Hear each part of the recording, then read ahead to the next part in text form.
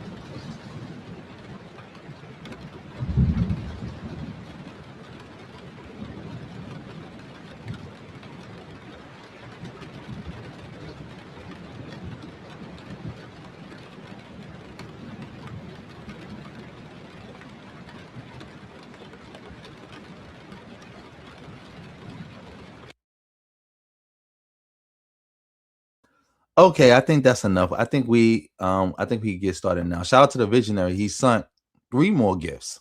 Much appreciated, bro. Much appreciated. So you sent 6 in total already. Much appreciated. Shout out to WT in the building for sending the fire emojis. Thank you for that support. All support, good support. Shout out to Lady Clinton in the building. Shout out to Madison Mosley in the building. Shout out to you, who's also a member of the channel. Family, you can become a member of the channel too. That's another way to support. Hit that join button. Become a member of the channel. But yeah, let's get into this. Let's get into this right now because we about to laugh a little bit. It's gonna be fun. Shout out to everybody in the building. Shout out to RS7RV in the building for the and coming through with the fire emojis. Also a member of the channel. Shout out to McChillin's son. McChillin's son. Yeah, we about to just talk about the Supreme Court and how FBA is reacting to that decision. These are a bunch of bozos. But yeah, let's get into this. Let's get into this right now. For all you who don't know, the Supreme Court has ruled 5-4.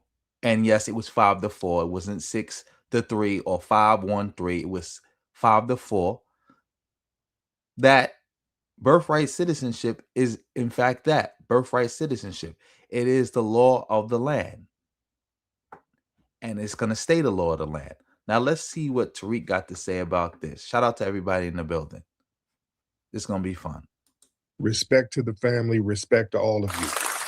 All right. So what we're talking about, as the hot topic of the day, the Supreme Court and their birthright citizenship decision, ladies and gentlemen. This has been an issue that's been on the table. As we know, Trump has put out some executive orders as it relates to the TPS, the temporary protective status of certain immigrant groups. There was a victory with that with the Trump administration. The Supreme Court said, hey, the temporary protective status, some of these folks got to go. They've been here long enough. They violated the status and they got to go. That's a lie. They did not violate the status. They did not. Trump is just a racist who wants to get rid of the the TPS for Haitians. He's just a racist. That's it. That is it. Nothing else. He's just a racist. There was no status. Nothing was violated. That's a lie. And it's going to affect a lot of Haitians and Syrians. And another thing that was on the table was just the 14th Amendment birthright citizenship within itself. The whole decision or the conversation or the argument was that people coming over here using the 14th Amendment, that wasn't the intention of the 14th Amendment. The argument was from Trump and others was that the 14th Amendment was specifically made to grant citizenship, full citizenship, to the babies of slaves, to the descendants of slaves. That would be us foundational Black Americans. One, that would not be you foundational Black Americans, because foundational Black American is a hate cult. It's not a people. It's not a lineage. It's a hate group, hate cult actually.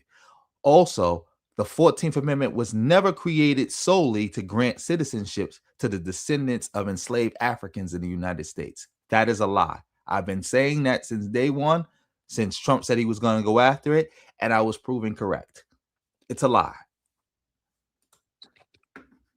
That was the purpose of it, to grant us citizenship. It was not intended for people to hop over here with anchor babies. That is a lie. Again, never in the history, even before they wrote it, they explicitly wrote it that way because they understood there was also non-Black communities, non-Black, non-Native American, non-white communities in America. You do know that, right? There was a whole Chinese community in America. There was a whole Mexican community in America. These were things that were discussed and talked about. There was already a movement in place to make these people citizens. They're children citizens who were born here. And the 14th Amendment just opened the door to make that happen. Excuse me. The ending of the Civil War and the freeing of Black people with the 13th Amendment is what made that possible for them to do that with the 14th Amendment. And the Supreme Court has always upheld that. Always. Always. Trump just made that up.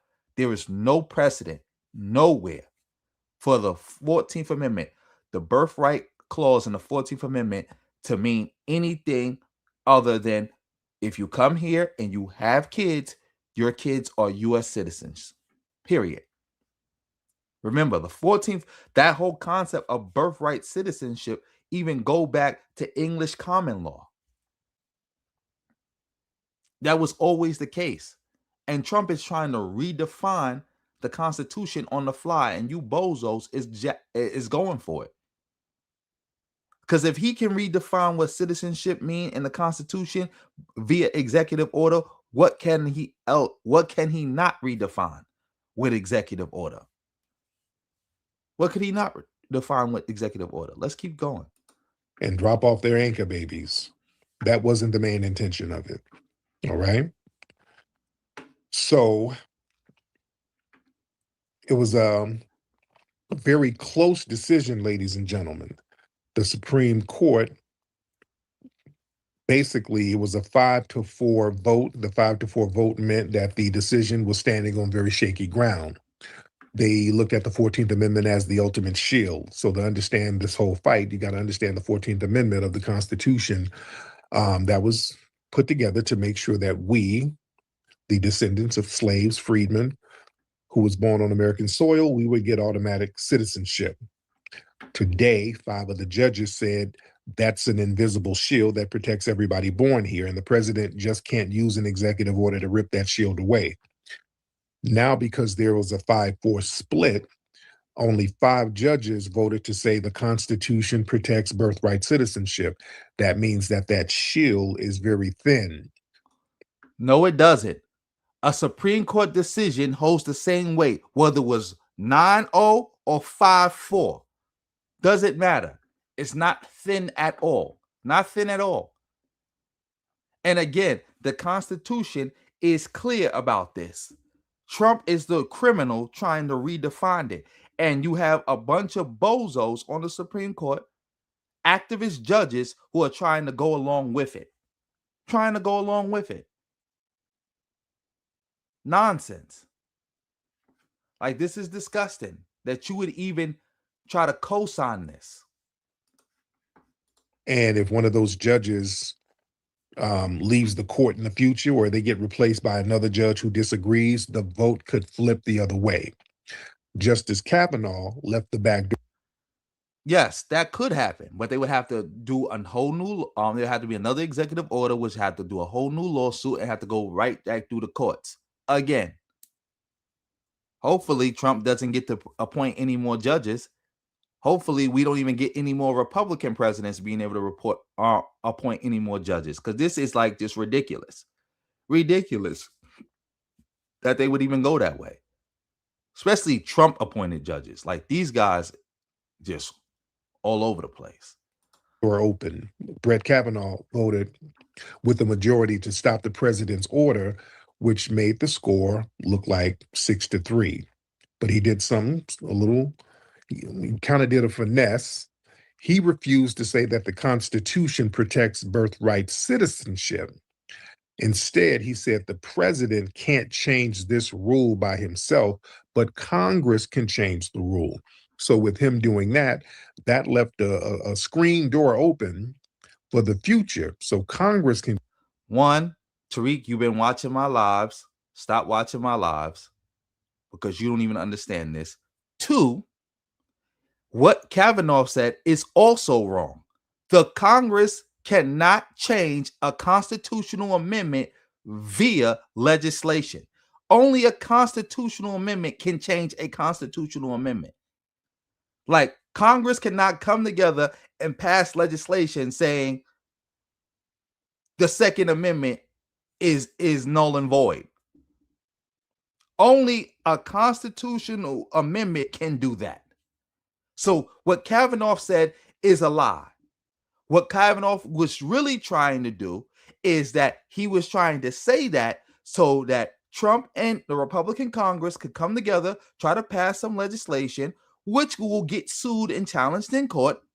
And then when it gets sued and challenged in court, it'll go back to the Supreme Court. And this time, Kavanaugh, you'll still have the same three that will vote, that'll vote the same way they voted this time. Kavanaugh that time will just outright agree with that decision, and they will hopefully they could get Andy Cody Berry or Justice Roberts to flip to them. So now they got the 5-4 or the 6-3 the other way, so they can get it that way, a roundabout.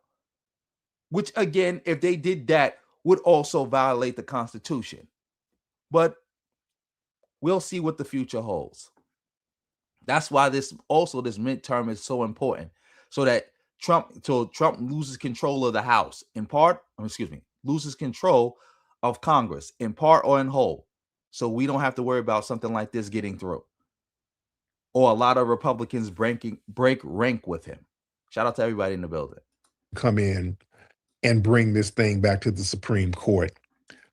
And they do have another argument. So this is not locked in stone. All right. So I know a lot of the tethers have been very celebratory. The tethers are really doing. Tether's a slur, by the way. And again, that way of them trying to do that is just as illegitimate and illegal as Trump executive order. And it's a good chance it's not going to work. And you don't want it to work. Because again, if Congress can simply redefine the Constitution of the United States of America with regular federal legislation, you don't want to be in a country that does that, especially with the Republicans in charge. You'll never know what they would introduce. And best believe they would introduce things that will directly hurt Black people. And I don't understand why these bozos don't understand. Any attack on the 14th Amendment is a direct attack on Black people. Just like the Alabama Speaker of the House just said, they want to get the 14th Amendment. Why do they want to get the 14th Amendment so bad? Because the 14th Amendment is the only thing standing in the way of us going back to antebellum 2.0. Us being back in the antebellum South, but for the whole country. Because we already in Jim Crow 2.0. Now they're trying to bring us all the way back to the antebellum South. Because the only thing standing in the way is that 14th Amendment. Remember, The 13th Amendment has a loophole in it that's been exploited to the max. Been exploited to the max. And the Trump administration is trying to figure out new ways to exploit it. The 15th Amendment was only realized with the civil rights victories, which have been gutted. Because remember, the 15th Amendment is about our right to vote.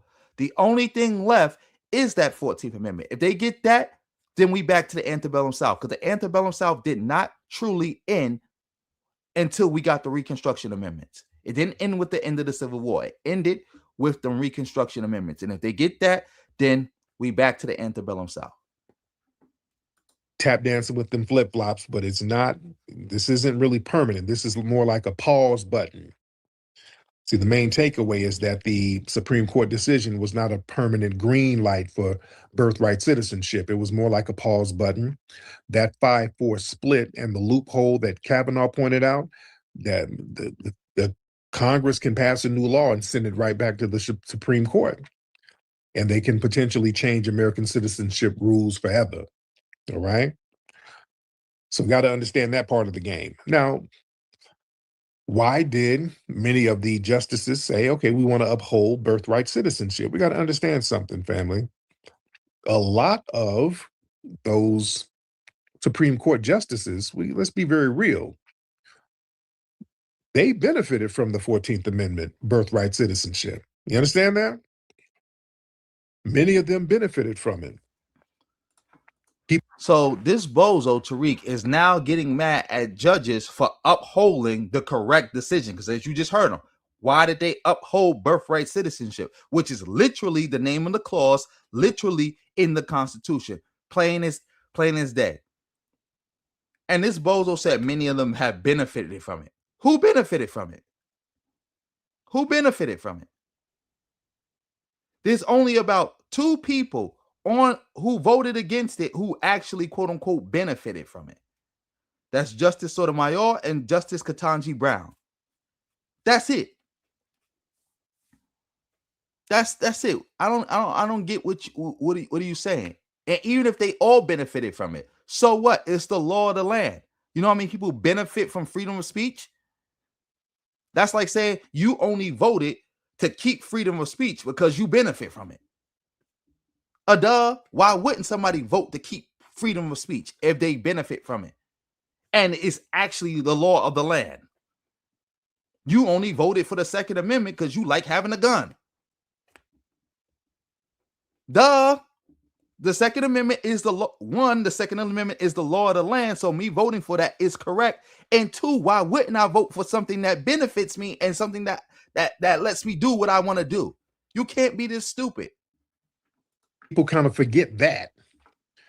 Justice Samuel was Alito. His people immigrated here from Italy. They benefited off that 14th Amendment. All white people who was born in America were citizens. All you had to do is not, if you was born here and you wasn't like an indentured servant, you were a citizen. So I don't get what you're talking about. Let me see something. Let's look at the chat.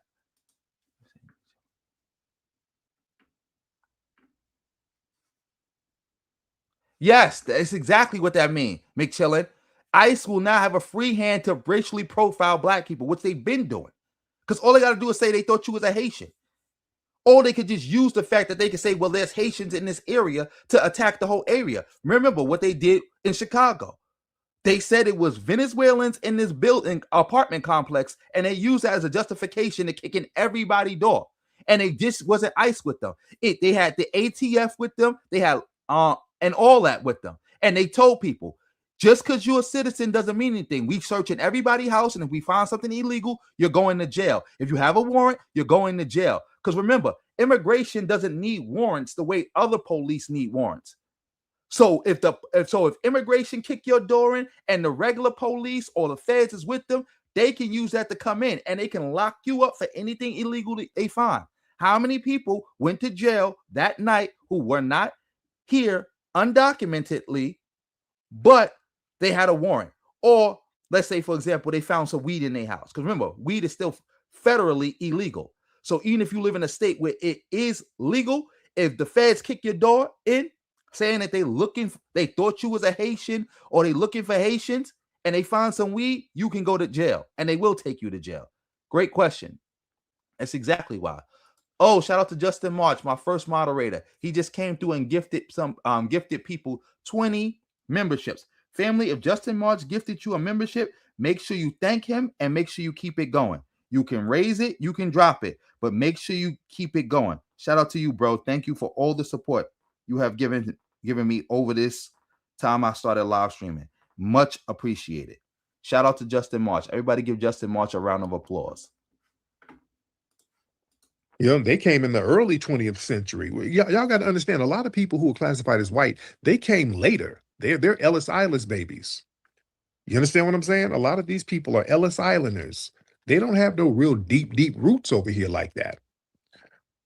So Alito's family came over later, benefited from that 14th Amendment. Justice Elena Kagan, she has Russian Jewish grandparents. They came over here in the early 20th century. You understand? That 14th Amendment helped them. You understand? Justice Roberts, they come from an Irish Welsh background. I think his family was Slavic immigrants from Hungary. I think they came over in the very late 1900s, late 1800s, early 1900s. That helped his family. Even Kavanaugh. Kavanaugh's family came over from Ireland in 1878. So they would have been citizens regardless. You're naming a bunch of white people. They would have been citizens. Their parents would have came over here and they would have been born in America and they would have been citizens. That's why the whole conversation about birthright citizenship always revolved around people of color. Them being citizens was never the issue. Like, you don't know what you're talking about. Let's keep it going. benefited from that. You see? Amy Barnett, her family, I think they're French or something like that. And I think they were down in New Orleans. They immigrated to New Orleans. Sonia Sotomayor, she's Puerto Rican. All right. Puerto Ricans are born with U.S. citizenship. You forgot Puerto Rico is a U.S. territory? You can't make this up. So the person who stood on business was Clarence Thomas. Clarence Thomas, who's FBA. He's done some Sambo things, but he stood on business as far as this. He was the main one saying, hey, the 14th Amendment was for the descendants of slaves, the babies of slaves, the children of slaves. So a lot of these people on the Supreme Court, they benefited from that 14th Amendment. You got to understand that. See, here's the con game that people are not telling you. See, the birthright citizenship is not just for the brown people and, the dark melanated people. That's kind of the propaganda frame. They want the public to believe that birthright citizenship is really about Mexicans and Haitians and Africans and Caribbeans and all that. And all the non-white people trying to anchor themselves into America. But that's not the full story. Birthright citizenship, that's been one of the main ways this country absorbed immigrants into the country as unquestioned Americans. That's not true. Like now he's trying to rally people to attack birthright citizenship, talking about how it also benefits white people. That's not even the case. All free white people who came to America and had kids, their kids were citizens. Like, I don't know what you're talking about. Like, that's how. Am I confused? Am I getting something wrong here? Let me know. Oh, shout out to Manna Tomorrow for coming through with 100. Shout out to you, bro. Thank you for that. You said it off in a major way. Everybody, make sure y'all following suit. Y'all support the stream. Much appreciated. Somebody else wrote me. Oh, happy that you could catch the stream. I'm happy. Stay safe. Salute. Shout out to everybody in the building. You already know. Shout out to Man of Tomorrow. Hey, shout out to RBG for the win. You in the building. Shout out to you shouting out Justin March. Let's keep this going. And a lot of those immigrants were white Europeans. So when the Supreme Court, they protect birthright citizenship, they're not just protecting some modern non-white immigration pipeline, ladies and gentlemen. They're protecting that same constitutional machine that helped turn European immigrants' families into regular white Americans. You understand? Let's be real. They know that birthright citizenship helped build modern white America. See, people ain't talking about it from that angle. A lot of these white ethnic groups, they were not fully seen as American when they first came over here. The Irish were not fully white American. Tariq is getting his history mixed and match. The Irish and them not being fully seen as white or fully quote unquote white or American, that was the case even after birthright citizenship. It wasn't like it was before birthright citizenship. And then when birthright citizenship passed, then everybody was like, all right, well, since we got birthright citizenship, they all our people now. Let's go. Yeah, we all together, we one group. Like, come on now, cut it out. Like, you mix it and match in your history. And also, I want to also say this about that Irish wasn't really white thingy. They were considered white. The whole concept of being really white, they meant it as being American. They meant it by being American. Like, they didn't see because America was also a xenophobic country. So if you wasn't from the British Isles and you wasn't born in America, you was like an outsider. Even if you was English, you was an outsider. So that was the mentality. It was just xenophobia. Just like in the UK, they got xenophobia against other white people. It's not that they not white, it's just that they not English and they don't want them around. That was the case. And that discrimination wasn't even universal, because the Irish were not discriminated against in the South. And a lot of times they was the elites out west.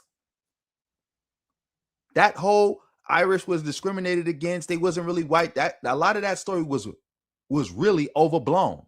So yeah, let's keep it going. Shout out to everybody in the building.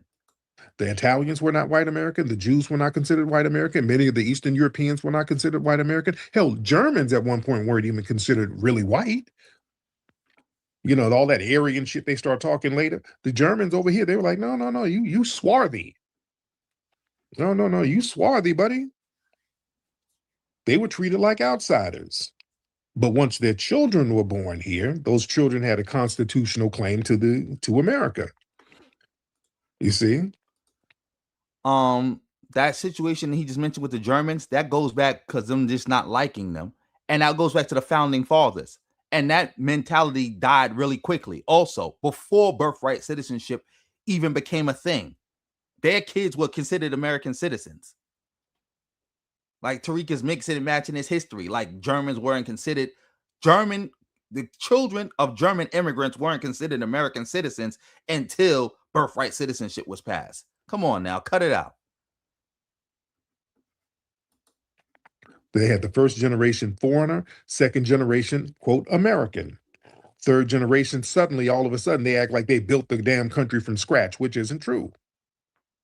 But birthright citizenship made that transition smooth. You understand? So the real fear is not immigration. The fear is losing control over which immigrant counts. See, when the immigration is black or non-white, they'll call it an invasion. But when the immigration feeds the population, or it's heritage, it's settlement, it's opportunity, it's hard work, it's the American dream, and all that stuff. But the Supreme Court, they understand it. So now Tariq, are you really stupid? Like, he's literally arguing to his audience, telling them that Trump is opposing immigration the way he is because he's trying to keep America a certain type of white. He don't want immigrants in general, not just immigrants of color, but white immigrants as well, just coming into America trying to soak up on resources, which is a total lie. In fact, that's a lie that they told at the Supreme Court with the Haitian TPS thing, where they was like, when they was bringing up evidence saying that Trump is only doing this because he's a racist, they argument was that, oh, Trump just doesn't like immigrants across the board. That's why, which is totally not true. This is why there's no effort to remove, being made to remove all the Ukrainians who came here. Where is he trying to say, well, your TPS or whatever version of that they have, that's up. You need to go back. He's not doing that. Trump just brought in who? A bunch of South Africans trying to save them from a fake genocide and brought them to America. He ain't trying to remove them. He is not trying to remove him. This is about bringing in more white people. Remember, even during Trump's first administration, he kept talking about how can we get more white people to come to America, more Europeans to move to America. This ain't got nothing to do with no universal dislike of immigration. Tariq, you lying. You're a bozo. Shout out to Tony Robertson for coming through with the 10. Much appreciated. Thank you for setting it off for yourself. Oh, Justin Robert. Yes. Justin March said go subscribe to Man of Tomorrow. Yes, go do that. Yeah, family. Go subscribe to Man of Tomorrow. Exactly, Mackenzie. A lot of the dislike for those groups was because they was Catholic. That's it. That's it. And somebody said it too. I just saw it. They said the KKK was anti-Catholic. Oh, you said that. Yes, they was anti-Catholic. The first attack on the United States Capitol by American citizens wasn't even January 6th. It was, I forgot when it happened, but it happened because people heard that the Pope had donated something to the build the White House. So people was rioting about that. Shout out to you. Shout out to everybody in the building. Shout out to everybody in the building supporting, coming through, asking comments. Somebody said, oh, let's see. We got Alex Derrick. You say how much? Tariq get a good check from YouTube. I wouldn't be surprised if Tariq is clocking at least 100 grand off YouTube a month. I wouldn't be surprised. At least 100. I wouldn't be surprised. I would not be surprised. But shout out to you.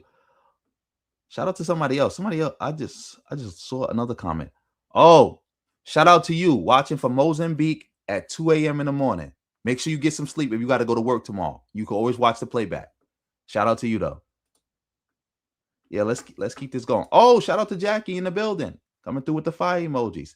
Shout out to Mac. Let me see. Mac Nasty for coming through with the fire emojis too. Also, a member of the channel. Let me see. Shout out to V David for coming through.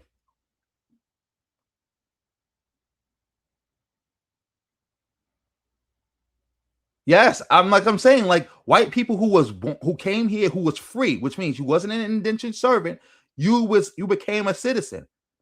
Their citizenship was never in question. White people's citizenship was never in question. Yeah, let's keep it going. If you destroy birthright citizenship, you're not just going to hit the melanated immigrants. You'll destabilize citizenship for white Americans or white immigrants too. You see? That's what they don't want. They want to slam the door on certain people, but they don't want to break the door completely. You understand? So the 14th Amendment, that was from foundational Black American struggle. But white immigrants came to America. They became the biggest beneficiaries of it. See, that's the thing they don't want to talk about. No, they didn't. No, they didn't. Like, you're just saying stuff. Like, come on now. You're just saying stuff. I can't get with this, man. You're a liar. Talking about white people are the biggest beneficiaries of the 14th Amendment. And even if that was the case, it's obvious to a duck that Trump is picking and choosing. Just like with the TPS. He's not getting rid of TPS for everybody. He's picking and choosing who he's getting rid of it for. And he's picking and choosing who he's targeted. Remember, they only threw Syrians in there as a throwaway line. But if you listen to the Trump administration just talk, they only talking about Haitians because that was always the goal. Just Haitians. They pick it and choose it. Even if white people were the biggest beneficiaries of birthright citizenship and they did away with it, Trump would just sign a new executive order excluding the white people. Because if he can sign an executive order redefining the Constitution, why can't he sign another executive order redefining his previous executive order? Like, come on now. You can't make this up. You cannot make this up. Shout out to let me see. Shout out to Samurai Khan. I think that's your name. I think it says Samurai. It's for the 777. You said black Freemasons are traitors. I don't know if I could co-sign that. I don't know enough about Freemasonry to co-sign whether black Freemasons are traitors or not. So I'm not gonna co-sign that. Shout out to you for the donation though, Samurai. But I don't know if I could co-sign that because again, I don't know enough about that, and it could be a lot of misinformation going around with the black Freemason. So I got to look into that myself. But shout out to you again.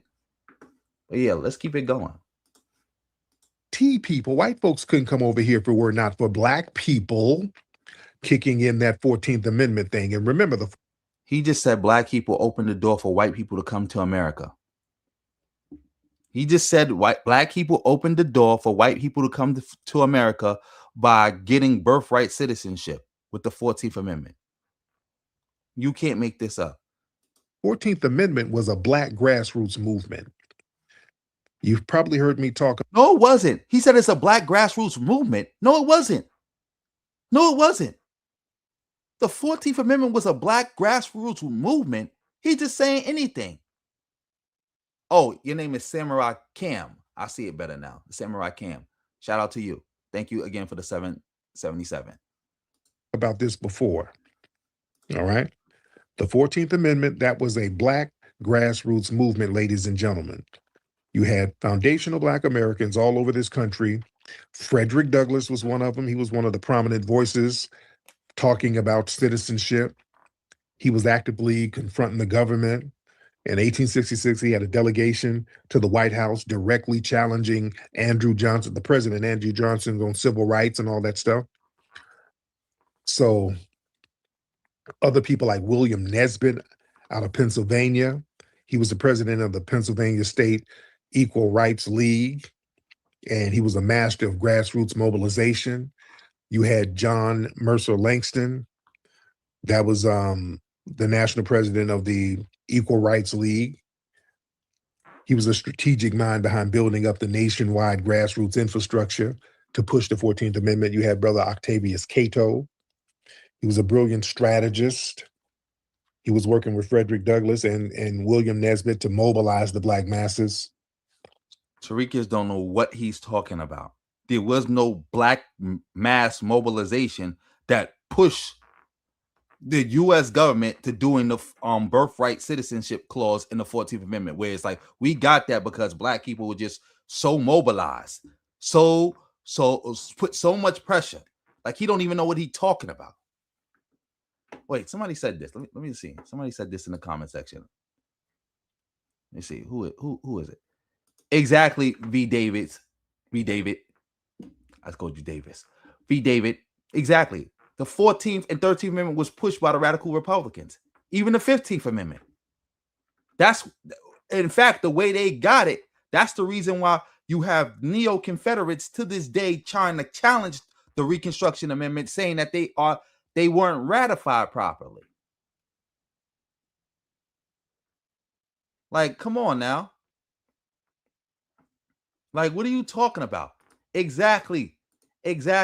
Chicken, I was just about to say it. Chicken butt mouth. You don't never know what's going to come out this dude's mouth. You don't never know what he's going to say. You don't never know what he's going to say.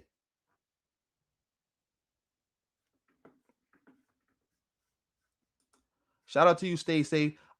Yes, other groups have benefited from it, but it wasn't just for formerly enslaved Africans in America. No, it was never written like that. Because remember, it was already the person who wrote the 14th, the birthright citizenship clause in the 14th Amendment was already working on something like that previously. Because, like I said, they already was like hundreds of thousands of Chinese people in America, maybe tens of thousands or hundreds of thousands, definitely hundreds of thousands of Mexicans, and they was having kids, and people never knew, all right, what is the status of these people? Who is the status of these people? Like, come on now. Like, what was the status of these people? So that was already an issue long before slavery even ended. Long before slavery was even ended. Shout out to Rob.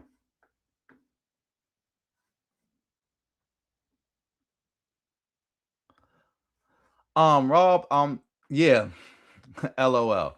Yeah, yeah, that's really bad that PlayStation is doing that. Like, I'm tired of companies doing stuff like this. Like, do y'all know I have to pay pay my rent where I live at? I have to pay. I cannot directly give um the the management company money. I have to go on an app, pay to use the app to pay them my rent. I have to pay my rent. They putting fees on everything. They putting fees on bills now. Well, you can't even just straight pay your bill no more. You gotta pay to pay your bills. Shout out to you for that. Let's get back to this. Yeah, George Downing, that was a wealthy foundational Black American businessman and organizer. He was putting pressure on the ground in Washington, D.C. for the full citizenship. Sisters like Frances Ellen Harper, who was going through the South after the Civil War, speaking to large crowds of recently freed slaves, organizing them politically.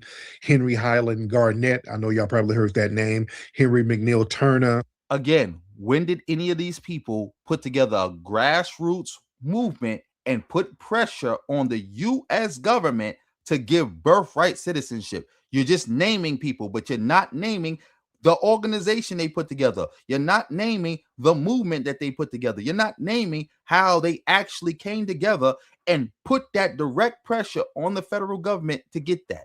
You're just making stuff up. I'm just throwing a lot of names of these people you can look up who were foundational Black American, who were very instrumental in getting the 14th Amendment and pushing it and pressuring politicians to solidify our citizenship on a federal level. All right. And a lot of these white immigrants benefited from that Black grassroots movement. You understand? And they don't want to talk about it from that standpoint. But that's very, very important, ladies and gentlemen. But the thing is, man, we got to understand um, with this decision, the tethers have been really, really antagonistic about it. They're like, oh, look, you FBA's lost. I've been seeing that. Some tethers talking about because of this decision, we lost. What the hell we lose? You did lose. You guys was pushing this hard. Y'all supported Trump. Y'all said Trump gonna get y'all tethers out of here. He gonna change the law. He gonna do this. He gonna do that. Watch, watch, watch. Y'all was celebrating like y'all got reparations when y'all heard the TPS for Haitians was gone. And if they would have been 5-4 the other way, and Trump would have been able to redefine birthright citizenship on the fly, y'all would have basically caught the Holy Ghost. Say I'm lying. Y'all lost, and now y'all trying to act like, well, how did we lose? What did we lose? You lost because guess what? Your quote unquote mass deportation to get the tethers is not happening. Your the tethers are gonna lose citizenship and they're gonna get deported. It's not happening. That was one of your projects. That was one of your objectives for supporting Trump, and now it's not happening. You lost. You lost. What the hell we didn't lose nothing? Our status was never in jeopardy. We were never in damn jeopardy. We didn't lose shit. It's just the same old, same old. We cool. We're not running around having anchor babies. We ain't, the threat of us getting deported was never there. So we're cool. And let me tell you something very interesting about this thing, which is a good thing for us, ladies and gentlemen. Notice how the conversation about the 14th Amendment and birthright citizenship, it all centers around foundational Black Americans. It centers us. No, it doesn't. The people that's a lie that Trump made up. Trump made that up. That's a lie. You cannot show me anywhere in the history of the Supreme Court, the creation of the 14th Amendment, where it was just about Black people who was newly freed from slavery and giving them citizenship. We were the biggest beneficiaries of it, We were in mind, of course, we were the biggest beneficiaries of it, but it wasn't just centered around us, where it's like you can't even understand the birthright citizenship clause without thinking about enslaved Africans who were newly freed enslaved Africans. You're making that up. That's Trump's argument that, well, the birthright citizenship clause was just about giving newly freed Black Americans citizenship. That's a lie. That's a lie. You understand? This Supreme Court decision and the whole conversation about it, family, this gave a civics class on who foundational Black Americans are. You understand? This forced the country to admit that the birthright citizenship fight comes directly out of the legal status of Black people who descended from freedmen in America. This is the exact lineage we're delineating. So this whole conversation destroys the whole thing when people act dumb. What is FBA? What's the Foundation of Black American? What is that? This destroys that. All right. The minute No, it doesn't. Because, again, show me where foundational Black American is a government term, a legal term. It's something you made up. You registered it with the U.S. federal government. Somebody literally cannot put foundational Black American on a T-shirt without your express permission. You can hit somebody with a cease and desist order for putting foundational Black American on a T-shirt or using that flag. You can do that. That's not a people. You just made that up. Show me where, anywhere in our history where they say, well, foundational Black American, that's a real thing. Because, Black people have always known that they are indigenous. Again, 90+% of us are indigenous, according to you. Only about 5% of us are have any African ancestry, because only about 5% of the Africans came in. And then we got the Moorish explorers who was already here. And then they all amalgamated and created foundational Black American. That's a fantasy. You just made that up. It's not real. Birthright citizenship hit the Supreme Court, everybody knew how to get specific. They were not saying that this amendment was about Africans. They did not say this amendment was about immigrants. They're not saying that this was about some vague global identity. Yes, they were. The only people who were arguing what you're trying to argue right now is the Trump administration. That's it. You can't be you're just lying to your audience. This is why the FBA hate cult. That's why you can't be FBA without turning stupid. It's going to turn your brain to mush, because you got to listen to Tariq and you got to take everything he say on face value. This is why you're going to be stupid. They had to mention Dred Scott. They had to say freedmen. They had to say descendants of slaves. They had to say people born in America who were denied citizenship because of slavery. That is exactly the group foundational Black Americans are talking about.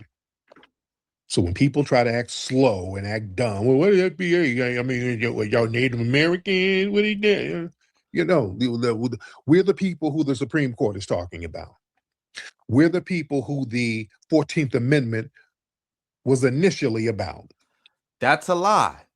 Because you know what's so funny? Also, the 14th Amendment, if I'm not mistaken, didn't make Native American citizens. So if y'all FBA, y'all Aboriginal, it did not make anybody who was indigenous to this land a citizen. The Native Americans have to get their own law to make them citizens of America. So what is he talking about?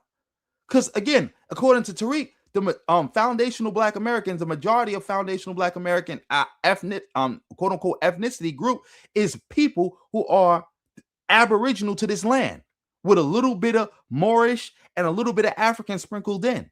Nobody who was Aboriginal to this land was made a citizen with the 14th Amendment. Nobody.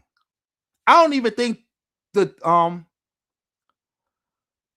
Indian freedmen were made citizens with the 14th Amendment.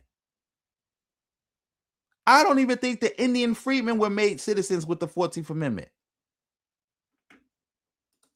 That's who we are. So you can't sit up here and act dumb and play like you don't understand. That amendment was written in response to a specific injury against a specific people. Shout out to Benevolent in the video. No, I'm not only covering Tariq, but I'm gonna be covering a lot of Tariq because again, a lot of the FBA bozos is all getting their information from him. So this is like the source. This is the source. So again, if you get it from the source, you don't have to worry about somebody saying, "Well, Tariq didn't say that." Oh, that's just what Wooty Whoop said. That's not what we meant. But yeah, let's keep it going. The 14th Amendment was not created because America was confused about everybody on earth. They created it because America created a very specific constitutional crime against a very specific domestic Black population. You understand? See, that Dred Scott decision said Black people. It wasn't a crime. In fact, isn't that why Tariq is Trump is arguing that Black people don't deserve reparations because reparations was legal? There was no crime committed, according to Trump, the Trump administration. It was legal. So what are you talking about? People descended from the enslaved were not a part of the political community. The Supreme Court's birthright citizenship opinion explains that the Dred Scott decision made blood, not soil, the rule for the Black population. So if you were born here, raised here, and subjected to American power, the system tried to still say that your enslaved ancestry excluded you from citizenship. So that was what the whole fight was about. You understand? So that's not everybody's Black. That was a very specific thing done to a very specific people. And foundational Black Americans, we were subjected to American jurisdiction before we were allowed to enjoy American citizenship fully on a federal level. See, that's such. So how you the foundation of a nation that you're not even a citizen of? You just said y'all wasn't even the citizens. Y'all was subjected to American law, but y'all wasn't citizens of America. So how was you foundational to America? Let me know. Let me know. How was y'all the foundation of a nation you didn't even have rights in? That a constitutional amendment had to be put in place to override a Supreme Court decision about y'all not having no rights, but y'all the foundation and everybody got to kiss y'all butt. Come on now. Can't make this up. Shout out to everybody in the building. Make sure you're supporting the stream. Hit the like button. That's why they kept driving that subject to the jurisdiction line over and over. They kept mentioning that line. That was a very pivotal line in the decision, the subject to the jurisdiction. That's not some abstract legal phrase. Black Americans understood what that phrase means. Our ancestors were under American law when America wanted labor. We were under American law when America wanted us to pay taxes, because we had to pay taxes when we were, living as free people of color and all that. We still had to. We were taxed. We were under American law when they wanted to punish us. We were under American law when America wanted slave patrols. We were under American law when America wanted to have fugitive slave acts and fugitive slave enforcement. We were under American law when America wanted to control us. We were under American law when they were down there in Florida fighting the Seminoles. They sent the U.S. Army to fight those Black Seminoles down there. So we were subjected to the law, but when it came time to give rights, citizenship, and due process and equal protection and political belonging, suddenly they wanted to pretend we were outsiders. We said, we are no damn outsiders. This is our shit. We stood on that. We let them know. That's a lie. Who like how can somebody who don't even got no rights stand on something that we actually do got rights? You making that up. Shout out to Stay Safe for putting this. I think it's time to start calling them subjugated Black Americans. That could be y'all new name. Subjugated Negro Americans. That's their new name. They not foundational Black Americans because as Tariq just said, they were subjugated. So we got the subjugated Negro Americans. Subjugated Negro Americans. So let's keep hearing the history of subjugated Negro Americans. Keep it going, Tariq. Tell us how subjugated Negro Americans got their freedom. Tell us how they bossed up on the master on the plantation. Let's hear this. This is ours too. Damn near more so because we built it. That's why the 14th Amendment matters. You understand? You can't keep a people under your jurisdiction for centuries and build the nation off their labor and then claim that they're not part of the nation. See, the white supremacists, they thought they were going to create a little white. Yes, you can. And they did do that. Remember, the only reason the 14th Amendment exists is because of the radical Republicans and the way that they decided to ratify it. Remember, people keep arguing about whether the 14th Amendment was properly ratified because the radical Republicans did something that, technically speaking, they ain't have no power to do. They just refused to count any votes from any Democrat who voted against them. So they was the only ones voting.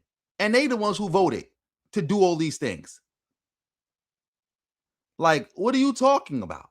Talking about you can't do that. Yes, they can. They did it for centuries.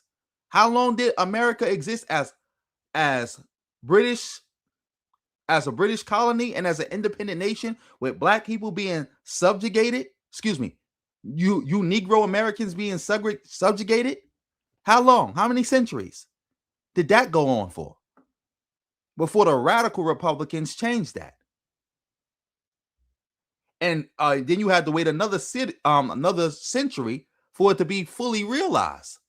Not even fully realized, mostly fully realized. Mostly realized. I should say that. Mostly realized. Shout out to everybody in the building. A white ethno state. And we said, no, you're not going to do that. That ain't happening. So the thing is, the ruling proves that immigrants can benefit from the 14th Amendment without being the people the amendment was originally aimed at. You see? And the Supreme Court, their conversation separated race from lineage. See, black is a race, African is a continental origin, immigrant is a migration status.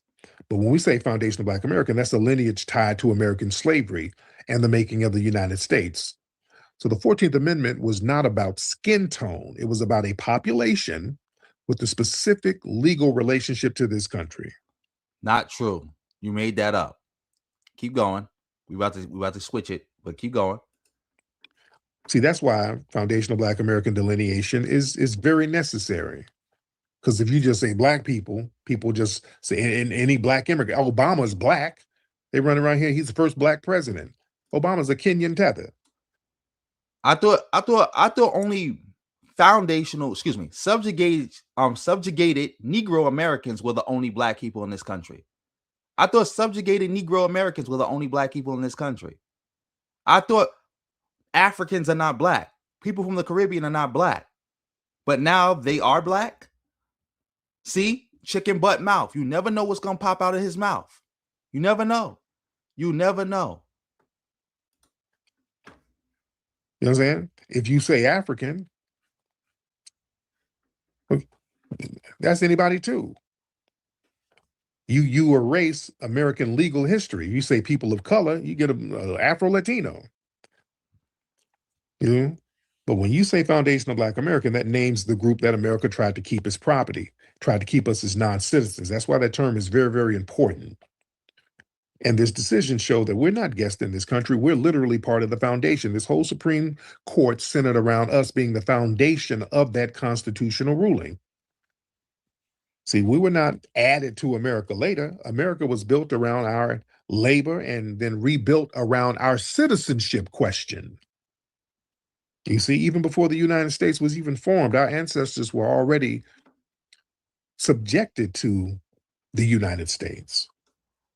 And after the US was formed, our ancestors were under American authority. During Reconstruction, under American authority. During Jim Crow, under American authority. During civil rights, under American authority. So nobody can sit here and talk to us like we're some outside optional side group.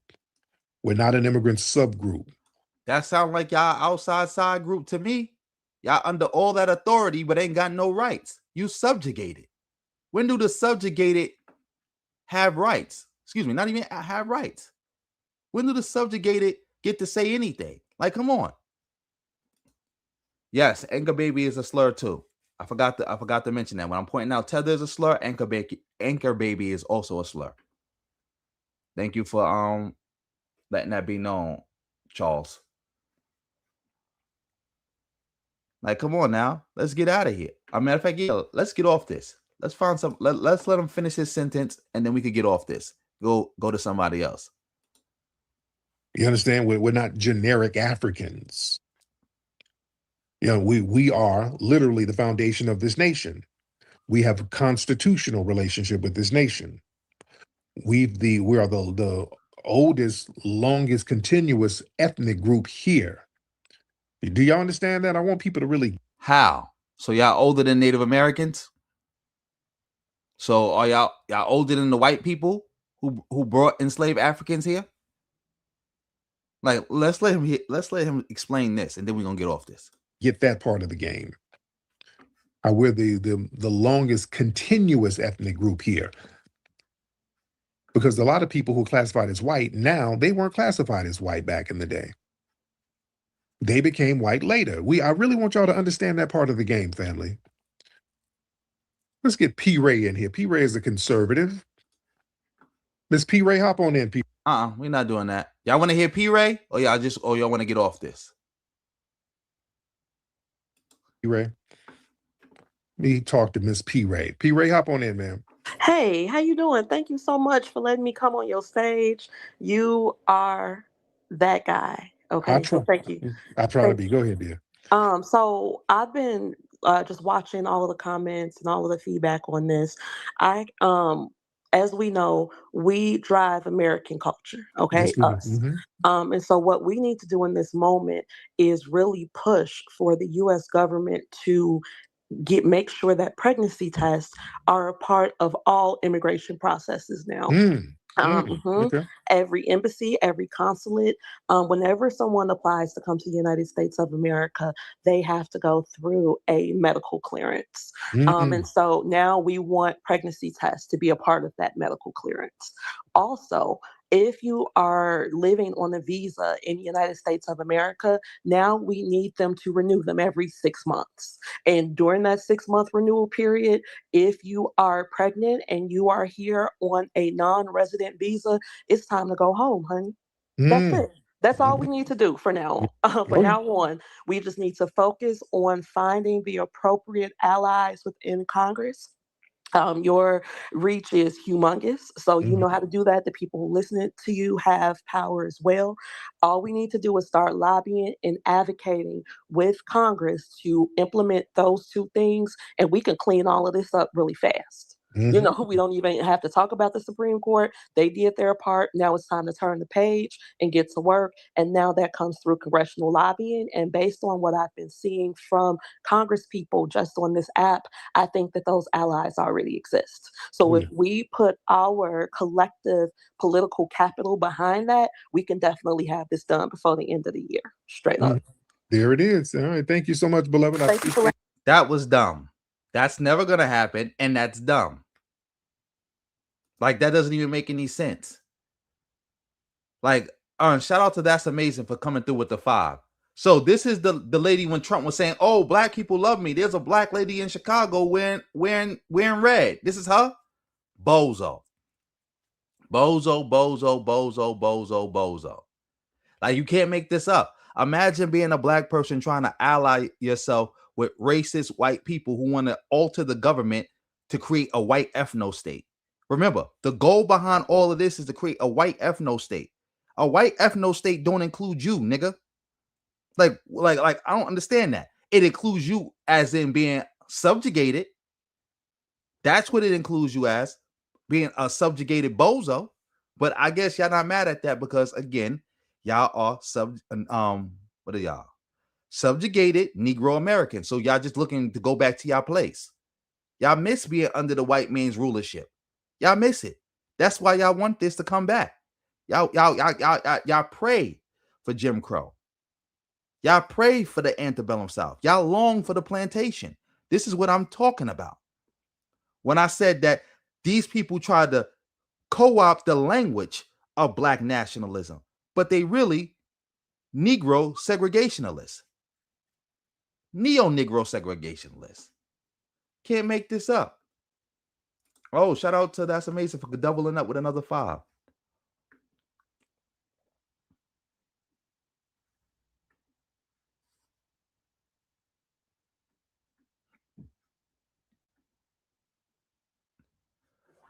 I don't understand the question. You said all you need is a birth certificate to prove you're a citizen. Actually, if that interpretation was changed, how would he prove his citizenship? What do you mean by that? Like, how would he prove it? I think Tariq got his birth certificate, but what you mean? Like, I don't get it. Shout out to you though. Like, just let me know what you meant by that. But yeah, I think we could get off this. Yeah. Absolutely, P. Ray. Thank you, dear. All right. But yeah, it's getting it's very, very interesting. It's very, very interesting. But yeah, a lot of these people, a lot of politicians are going to start doing things locally because they're going to go around and they're going to still stop a lot of people from coming over. That whole birth tourism shit, they're going to cut all that out. They're going to start creating laws to just stop people coming over here with all that. You understand? Because again, the 14th Amendment was not meant for. Exactly. You could get off this, but I want to say one more thing before we get off this. Tariq is not doing no organizing.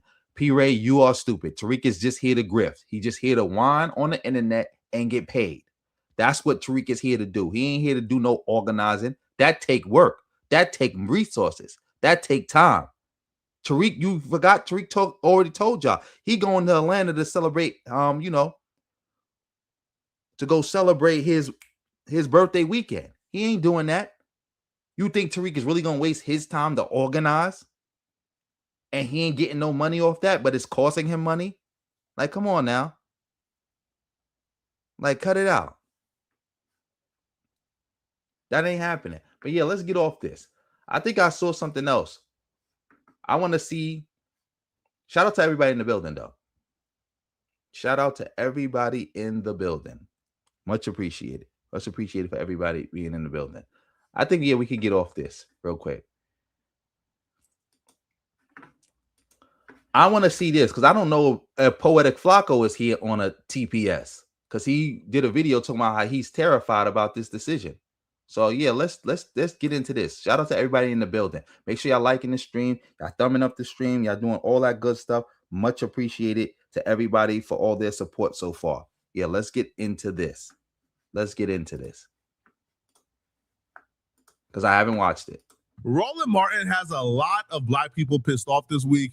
He's receiving a lot of backlash from Tariq Nasheed and others who identify with Tariq Nasheed. Come on, you already messed up. Roland Martin does not have a lot of Black people pissed off. He got a lot of subjugated Negro Americans pissed off, but they always pissed off. Come on now. You already messed up. Keep it going. Based on his comments about FBAs on multiple episodes of his shows this week. In this Lennard memo, they literally were demanding that the French military institute Jim Crow because they felt Black soldiers were going to be too uppity because the French were respecting them as human beings. So why do I say all of this? And by the way, you need to go watch the Harlem Hellfighters. By the way, you should go watch the W.B. Du Bois documentary that's on PBS to get an understanding of his thinking when it came to Pan-Africanism. I'm saying all of this because we should stop this nonsense of listening to these idiots who yell, "You a tether, you a tether." Oh, I know them fools. Because I once stated, and I have no problem saying it, that my maternal, paternal ancestors migrated from Haiti. These same dumbasses, these FBA people, "Oh, you a tether, you a tether." No, I was born in Houston. In fact, Riverside Hospital is celebrating the Black folks that were born in that hospital on Friday, on Juneteenth. That is happening. My mom and daddy were born in Houston. My grandparents were born in Louisiana.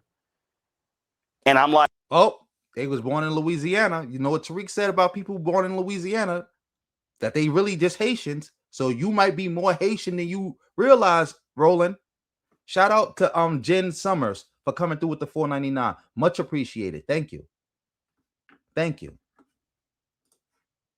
Like, do y'all ignore my maternal line, my paternal, maternal, and paternal line? So if I got four grandparents and one line migrated from Haiti, the other three don't count. See, that's the stupidity we're getting into. We got black folks who sitting there going, "Yeah, I'm FBA. You ain't real."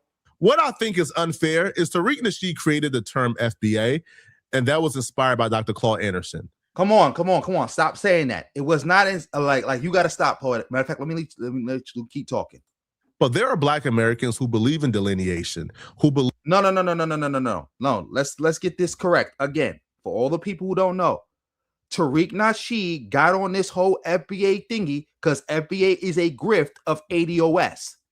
The ideology that Tariq is pushing comes from Yvette Carnell and Tone Talks. That's who he got it from. But Tariq is a grifter, so he needs to try to figure out how can he get his own bag off of it. So what happened was he had to come up with another term. So he tried to take the term Native Black American from Claude Anderson. Mind you, Claude Anderson did not invent that term. I don't even think he even said Native Black American. I think he said Native Blacks. Tariq tried to push that as his own little separate clique, but saying, well, it was the same thing as ADOS. He couldn't get it to pop, and he knew he could never use NBA. That was never going to work. And also, he can't trademark Native Black American because it's an actual legitimate term. So he went back to repping ADOS, just ADOS. Then he created Foundational Black American because he could trademark that, which he does own the trademark for. Again, he owns the trademark. Should I show the video showing how he owns the trademark? Let me know. One in the comments if I should show that video again or no. I already showed it yesterday. But he owns the trademark. It has nothing to do with Claude Anderson. You have never heard Claude Anderson preach the same ideology as Tariq Nasheed. You never heard it. You never heard Claude Anderson call himself Foundational Black American or co-sign Tariq saying Foundational Black American. You never heard it. You never heard Claude Anderson claiming that black people in America are an amalgamation of mainly 90%, 90+% Aboriginal black people who are already here, who have no connection to Africa, with a little bit of Moorish explorer and a little bit of enslaved African. You never heard that. You never did. I'm getting ones in the building. So yeah, we're going to do that real quick. I'm going to let him talk a little bit more, but I'm going to go to that. Believe their ancestry and their heritage don't begin in Africa, but those black Americans do not classify themselves with the term Tariq Nasheed created. They don't associate themselves with Tariq Nasheed.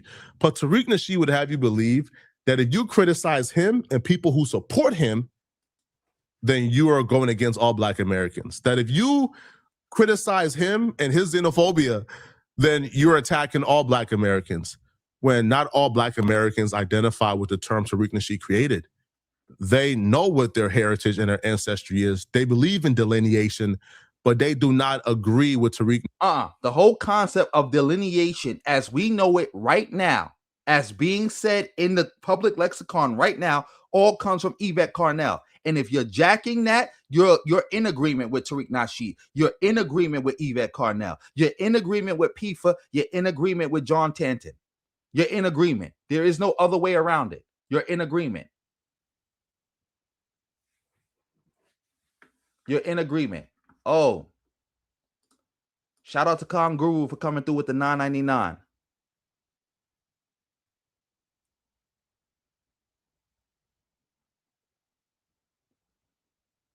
You know, they don't know their history. They don't know their history. Shout out to you for that. Because again, yeah, they don't know their history. They'll just find any reason to demonize somebody. These are a bunch of bozos. They just find any reason to just demonize other black people. But you can't, like I don't like Poetic Flock, or you running on this issue. You running too much interference. You creating too much separation from these bozos, because that's what they do. They after somebody get debunked, they always claim that they never followed them, even though they got a paper trail as long as the Mississippi of them following them, and they just do a little slight name change and a little tweak to the ideology and claim to be something different. Like, come on now. Nasheed and xenophobia, and they do not classify themselves with the term he created. Right? Black Americans had their heritage, had their ancestry. There were Black Americans delineating far before Tariq Nasheed. So I think it's very unfair. Name the delete. So, see, again, you are legitimizing this xenophobia by making it seem like it's not really xenophobia. Like, yeah, the way Tariq say it is xenophobia, but the concept in and of itself is not xenophobic. Like, come on now. Like, I can't believe you doing this. Like, what are you saying? Like, that's what Tariq is pushing with this quote unquote delineation goes against 500 years of Black history on this land.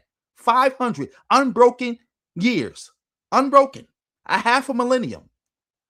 You cannot show me nowhere in Black history in the last 500 years. I'm talking about from the first enslaved Africans to be brought here in 1526 to now, today, in 2026, where there was ever a such thing as quote unquote delineation in the community, especially the way Tariq and them mean it, the people who are saying it in the modern day. You can't show it. That when somebody criticized Tariq Nasheed and his supporters who classify themselves as FBA, they take that as, oh, you're criticizing all Black Americans. When no, you're criticizing Tariq Nasheed and his supporters. Tariq Nasheed has done a brilliant job at weaponizing the term he created against anybody he doesn't like. Roland Martin was born here. Yes, he has done a great job weaponizing it. He has done it. And he does do that when he tries to claim if you criticizing him, you criticizing all Black people in the all Black Americans in the country. He does try to do that. But again, anybody who promoting that ideology, they in the same boat as him. Freeman, FBA, ADOS, any other splinter groups, they all in the same boat. The only reason they don't even get along with each other is because of personal reasons. Remember, Tariq fell out with ADOS for a personal reason. A personal reason. A personal, not ideological, personal. Roland Martin parents were born here. Roland Martin grandparents were born here. 3/4 of Roland Martin great-grandparents were born here. But Tariq Nasheed will still call Roland Martin a tether. And you know why? Because he don't like Roland Martin. Tariq Nasheed is denying Roland Martin's claim to his lineage because he don't like him, right? So if Roland Martin is a tether, when he was born here, his parents were born here, his grandparents were born here, his 3/4 of his great-grandparents were born here. But that's how the ideology works. That's how it works. See, this is the problem. A lot of y'all keep commenting on FBA and stuff like that, and y'all don't understand the history of the movement. Y'all don't understand how they put stuff together. Y'all don't be understanding their terminology. Y'all just be assuming y'all understand and know what they mean. Not understanding that they use the way they use words are not how they exist in a dictionary. When they say lineage, they don't mean the lineage as a bloodline. They don't mean that. This is why Tariq got laughed off of Vlad. Vlad couldn't stop laughing, and the whole comment section was roasting him when he said Drake is not FBA. When lineage means bloodline. And then he tried to create some new fake standard talking about blood and land. When did lineage get affected by where you was born? You know, I'm from Brooklyn. I got kids born outside of Brooklyn. Are they now not my kids or part of my lineage because they wasn't born in Brooklyn? They got my blood, but they wasn't born in Brooklyn though. Like, you gotta stop. Matter of fact, we going to that. We're gonna switch it up real quick. We're gonna go to that receipt because I got a lot of ones. Shout out to everybody in the building. Shout out to everybody in the building. Let's look at this. As you see, family, on your screen, I'm about to go to this when Tariq got cooked by Grok. I'm gonna start here because, as you can see, the person asks, "How can a lineage-based movement have a leader?" Which is stupid in itself. A movement, by definition, has a leader. But we're gonna go to this. We're gonna get right here. Jesse Jackson coined the term African American in the 80s. Does that make him their leader? No. Jesse Jackson popularized African American as a broad ethnic term in the 1980s, but didn't found an organized movement or trademark it. Tariq Nasheed explicitly founded FBA as a reparations-focused group, trademarked it, USPTO, that's the U.S. government, and leads its advocacy through media, and events. Remember, he did the reparations event and all that other stuff. This is Tariq, the bozo.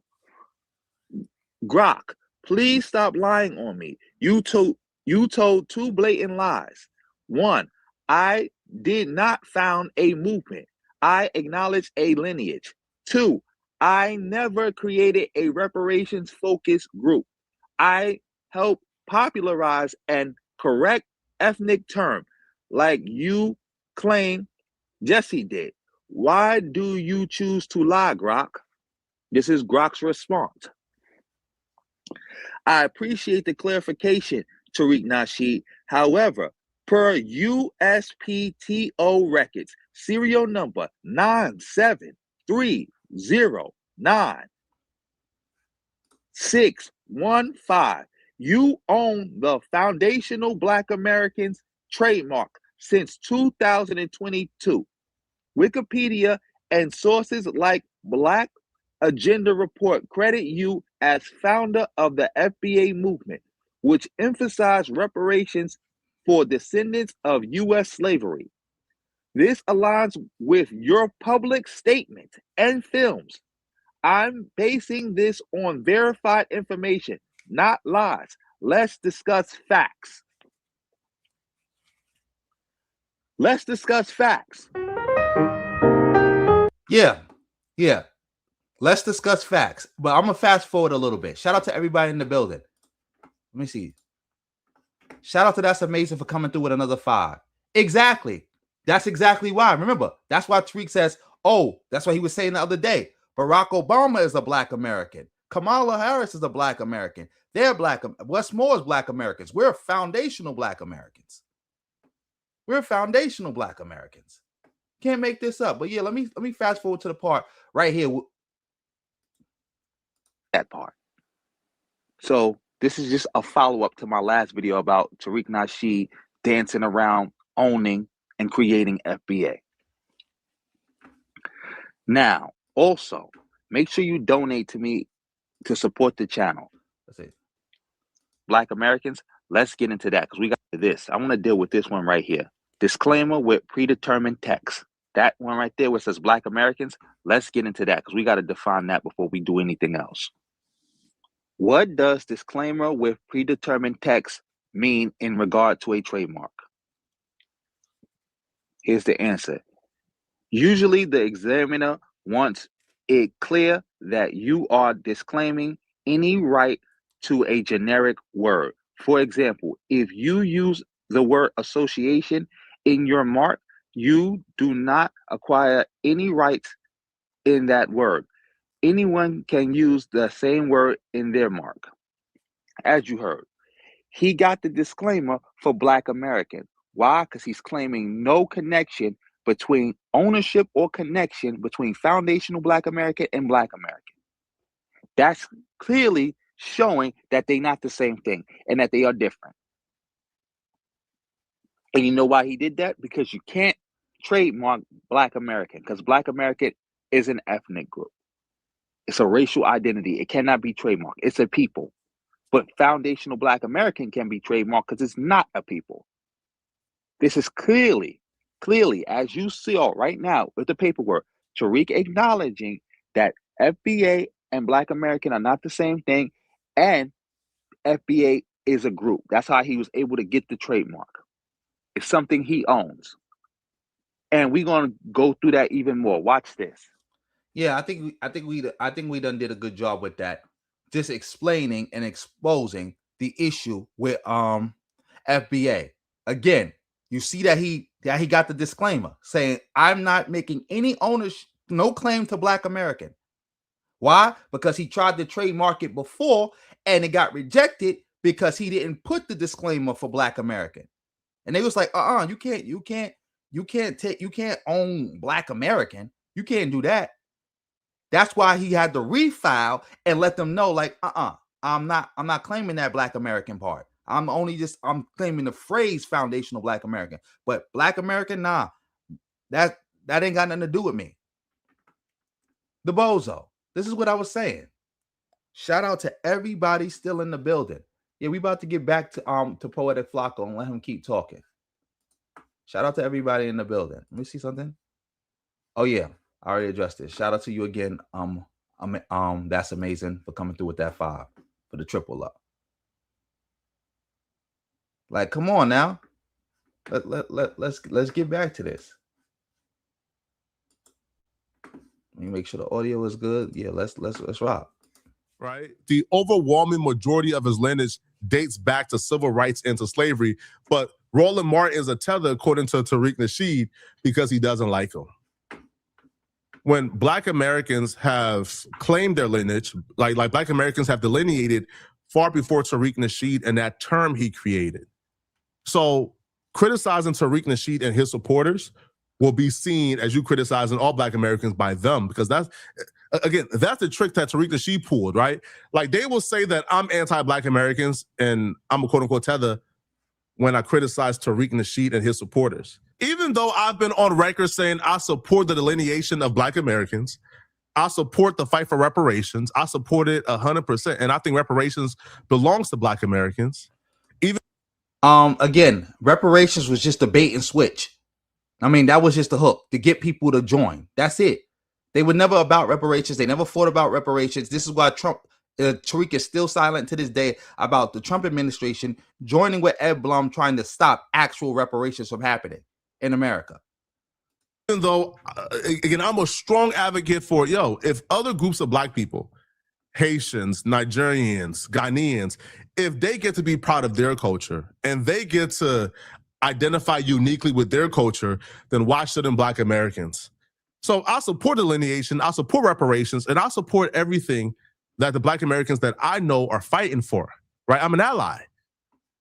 So, but I still get... You are an ally of Tariq Nasheed. If you are supporting anybody who is fighting for what you just said, you are an ally of Tariq Nasheed, because they all working together for the same purpose, for the same goal.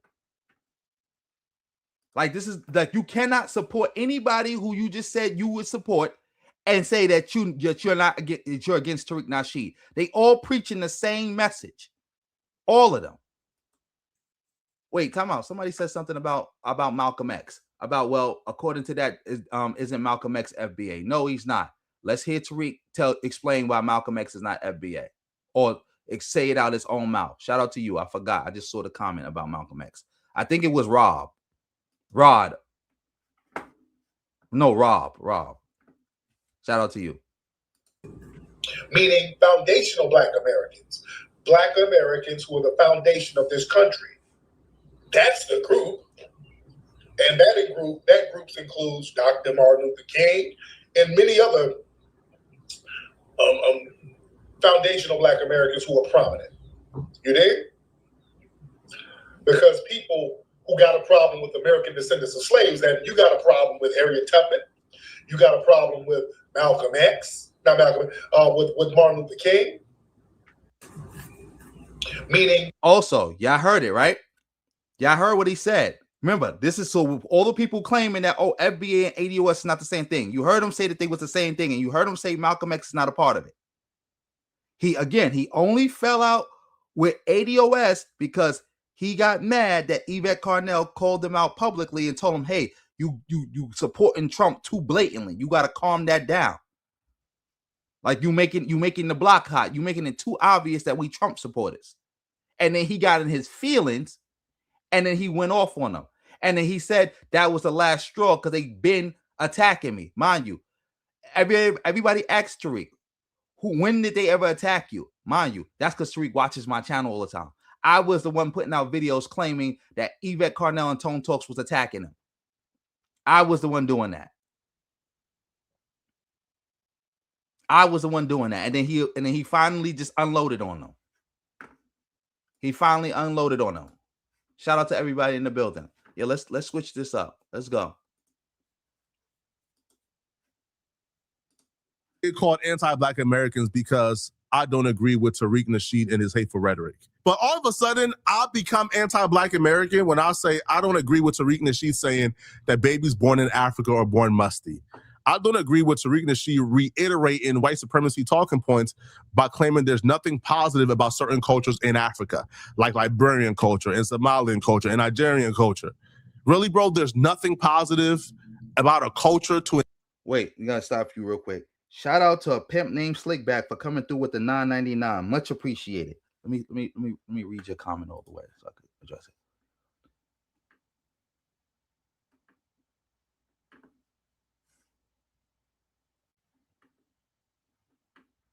Exactly. Nonsense. Nonsense. It's nonsense.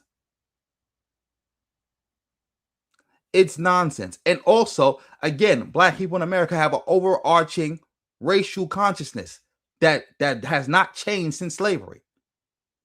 Like this is not like this dude is like, again, they keep creating this fantasy in their head.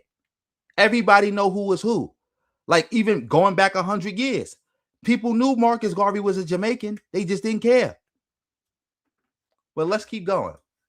An entire group of people, really, bro? Really? Like there's nothing positive at all.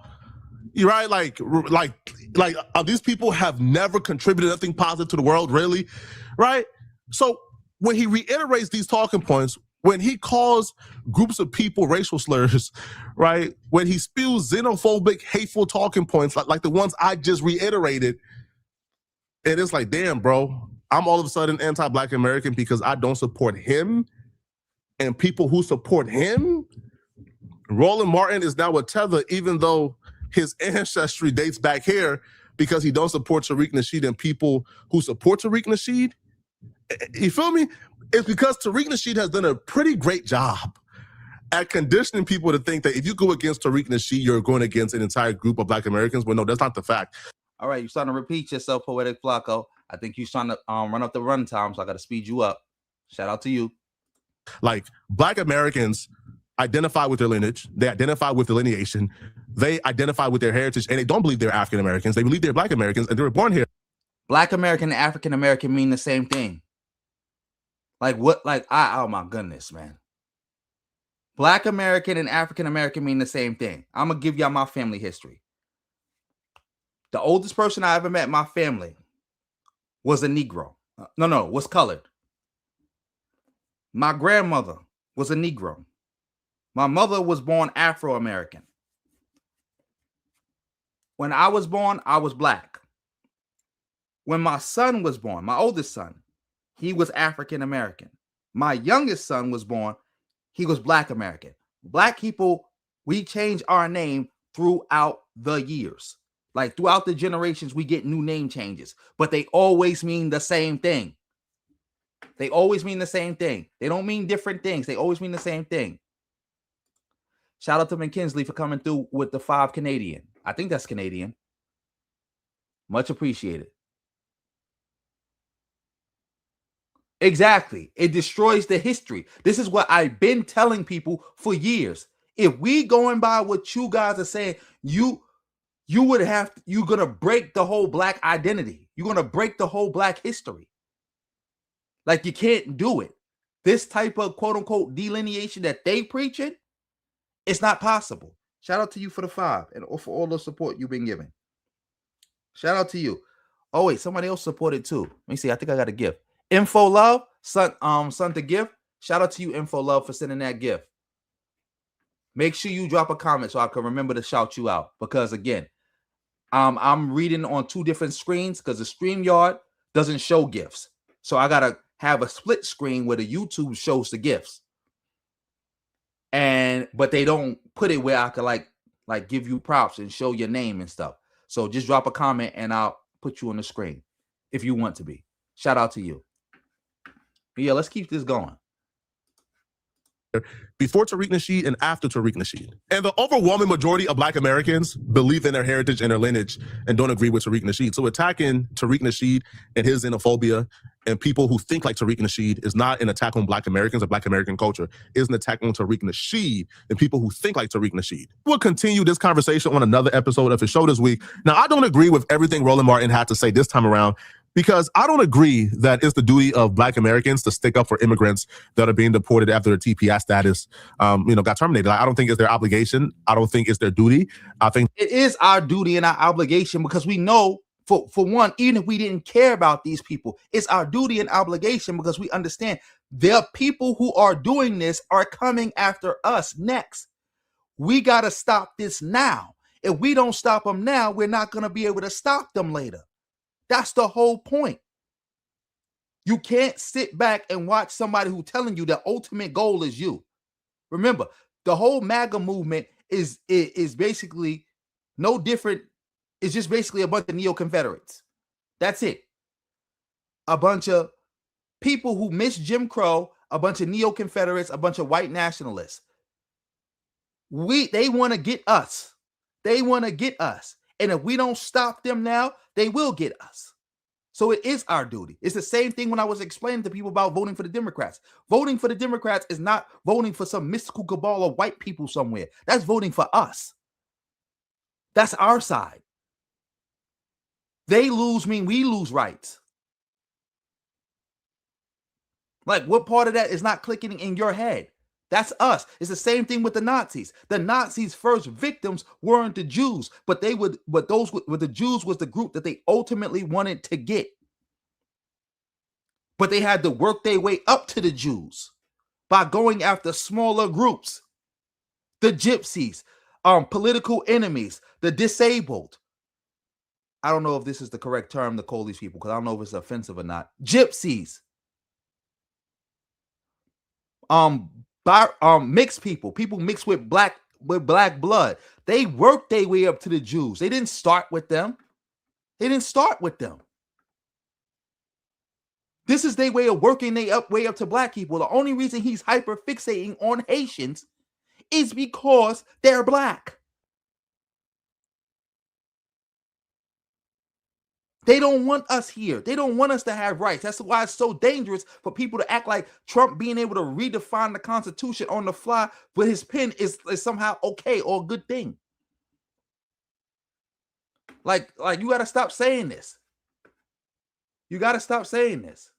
You already know BYB. We about to start. I'm about to start. I'm still writing a little bit more, but we about to start. I'm about to start doing my BYB episodes again. Shout out to you. Shout out to Reg for coming through with the 10. Much appreciated. Much appreciated. You said Romani? That's their correct name? Romani? All right, cool. Because I didn't know. Because, I heard people still call themselves gypsies.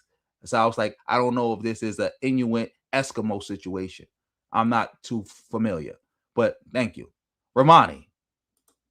But yeah, let's keep going. They're perfectly in their right to say, hey, bruh, y'all on y'all own, man. You feel me? That ain't our business. I think they have a right to say that, and I don't think they should be shamed for saying that. They should be shamed for saying that. In fact, saying that is a betrayal of everything. It's one of the biggest betrayals of what it means to be black in America. You do know the first source of black American pride was Haiti, right? You do know black people who knew about the Haitian Revolution and knew about Haitian holidays, celebrated Haitian holidays in America. You are aware of that, right? You do know Frederick Douglass I think he was an ambassador to Haiti or something like that. And he constantly preached and promoted Haiti. He fought for Haiti till he died. You do know that, right? You do know Martin DeLay, the father of black nationalism. His example was Haiti. That's how he came up with black nationalism. He named one of his sons Toussaint Louverture, right? You do know a Haitian founded Chicago, right? You do know because of the Haitian Revolution, we even got the Louisiana Purchase. You are aware that, like Tariq said, New Orleans is a Caribbean satellite, and by Caribbean satellite he means of Haiti. You do know New Orleans, that whole little Gulf Coast area region in general, New Orleans specifically, is the second most important city in the history of black America, but only behind New York. What's not clicking? There's some other things I meant to say. Yeah, Carter G. Woodson. When Carter G. Woodson, father of black history in America, when he used to teach people about having black pride and was teaching people to have black pride, his example was Haiti. Haiti was the source of all black pride. That's why Martin Luther King said Marcus Garvey came later and taught us Black pride on a large scale, but he didn't invent it. He didn't start it. Like, what do you mean? Of all groups of if anybody that Black people in America owe some type of loyalty to, no matter what, it's Haitians. Like, what are you talking about? Oh, y'all can hear the fireworks in the background? I just saw that thing flash right there. That's quite interesting because it's October of this year, 2025. 4,499 refugees have been allowed into the United States. 4,496 of those folks have been white South Africans. That is a fact. What we are seeing here, Matt, is pure, unadulterated racism. And what we have to deal with here, Mike. Exactly about the point of him only letting in white South Africans, mainly only white South Africans. Like, that's like 99% of the group was white South Africans and probably some other white people from somewhere else. Like, this is our issue. This is our issue. They're trying to bring back segregation. They're trying to create a white ethno state. That's our issue. Like, nonsense. Like, again, Poetic Flacco is sitting around pushing Tariq Nasheed's talking points without even knowing it. Because why? He's talking to somebody else who's pushing Tariq Nasheed's talking points, but just says they're not cool with Tariq. But they somehow agree with everything Tariq is saying, and they're pushing the same exact message.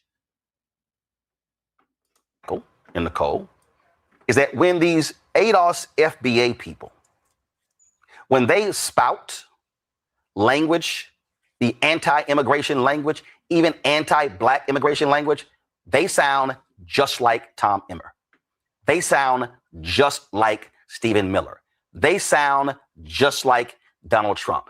They literally, Michael, are speaking for white nationalists. Absolutely is white supremacy through ventriloquism. If this was in reference to the people who are in support of ICE, who are in support of the deportation of these immigrants, who are in support of Stephen Miller, racist immigration policies, understood. But if this was referencing just anybody who says, hey, bruh, it's not my business, quite frankly, I don't care what happens to him. He never said that. See, now you run an interference. They specifically said who they was talking about. The ADOS FBA crowd. I'm throwing Freeman in there too and all the other splinter groups. They specifically named who they was talking about, Poetic Flacco. They didn't just say randomly anybody who's opposed to ICE or anybody who thinks mass immigration into America is not a good thing. He never said that. He never said that. You putting words in their mouth. They made it exactly clear who they talking about. Come on now. You running interference. This is interference you doing right now. Oh, shout out to V. David for coming through with this information. I did not know his son joined the 54th Massachusetts. I did not know that. I didn't know. Matter of fact, I thought his sons was too young to join because he had a bunch of boys. I don't think he had no daughters. I know Frederick Douglass's sons joined, but I didn't know his son joined. That's crazy. Thank you. Learn something new every day. Shout out to RBG for the win, for coming through with the $4.99 sticker. Much appreciated. Thank you for all your support. I got my own thing going on over here, right? I'm Black American. I'm not Haitian. I don't care about Haitian or other immigrants. If that's referencing to them, then I think you're wrong because they have a right to support what they want to support. That's not made in reference to them. They made it clear who they referencing. They made it clear. Oh, you say he joined at 15. That's why. Because I'm like, his sons joined the war. I thought his sons was too young to join in the Civil War.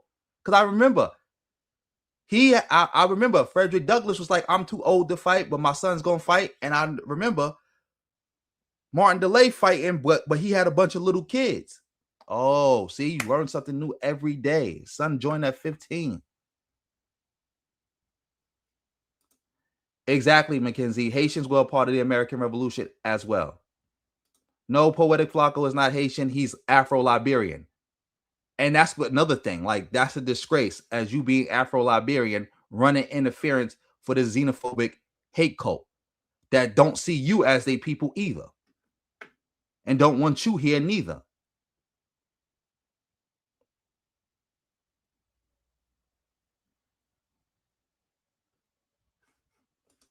Yeah, that's Frederick Douglass. Didn't Frederick Douglass have 2 sons that served in the American Revolution? He had 2 sons, right? But yeah, let's get back to this. Let's let him tell some lies. And they have a right to ignore what they want to ignore.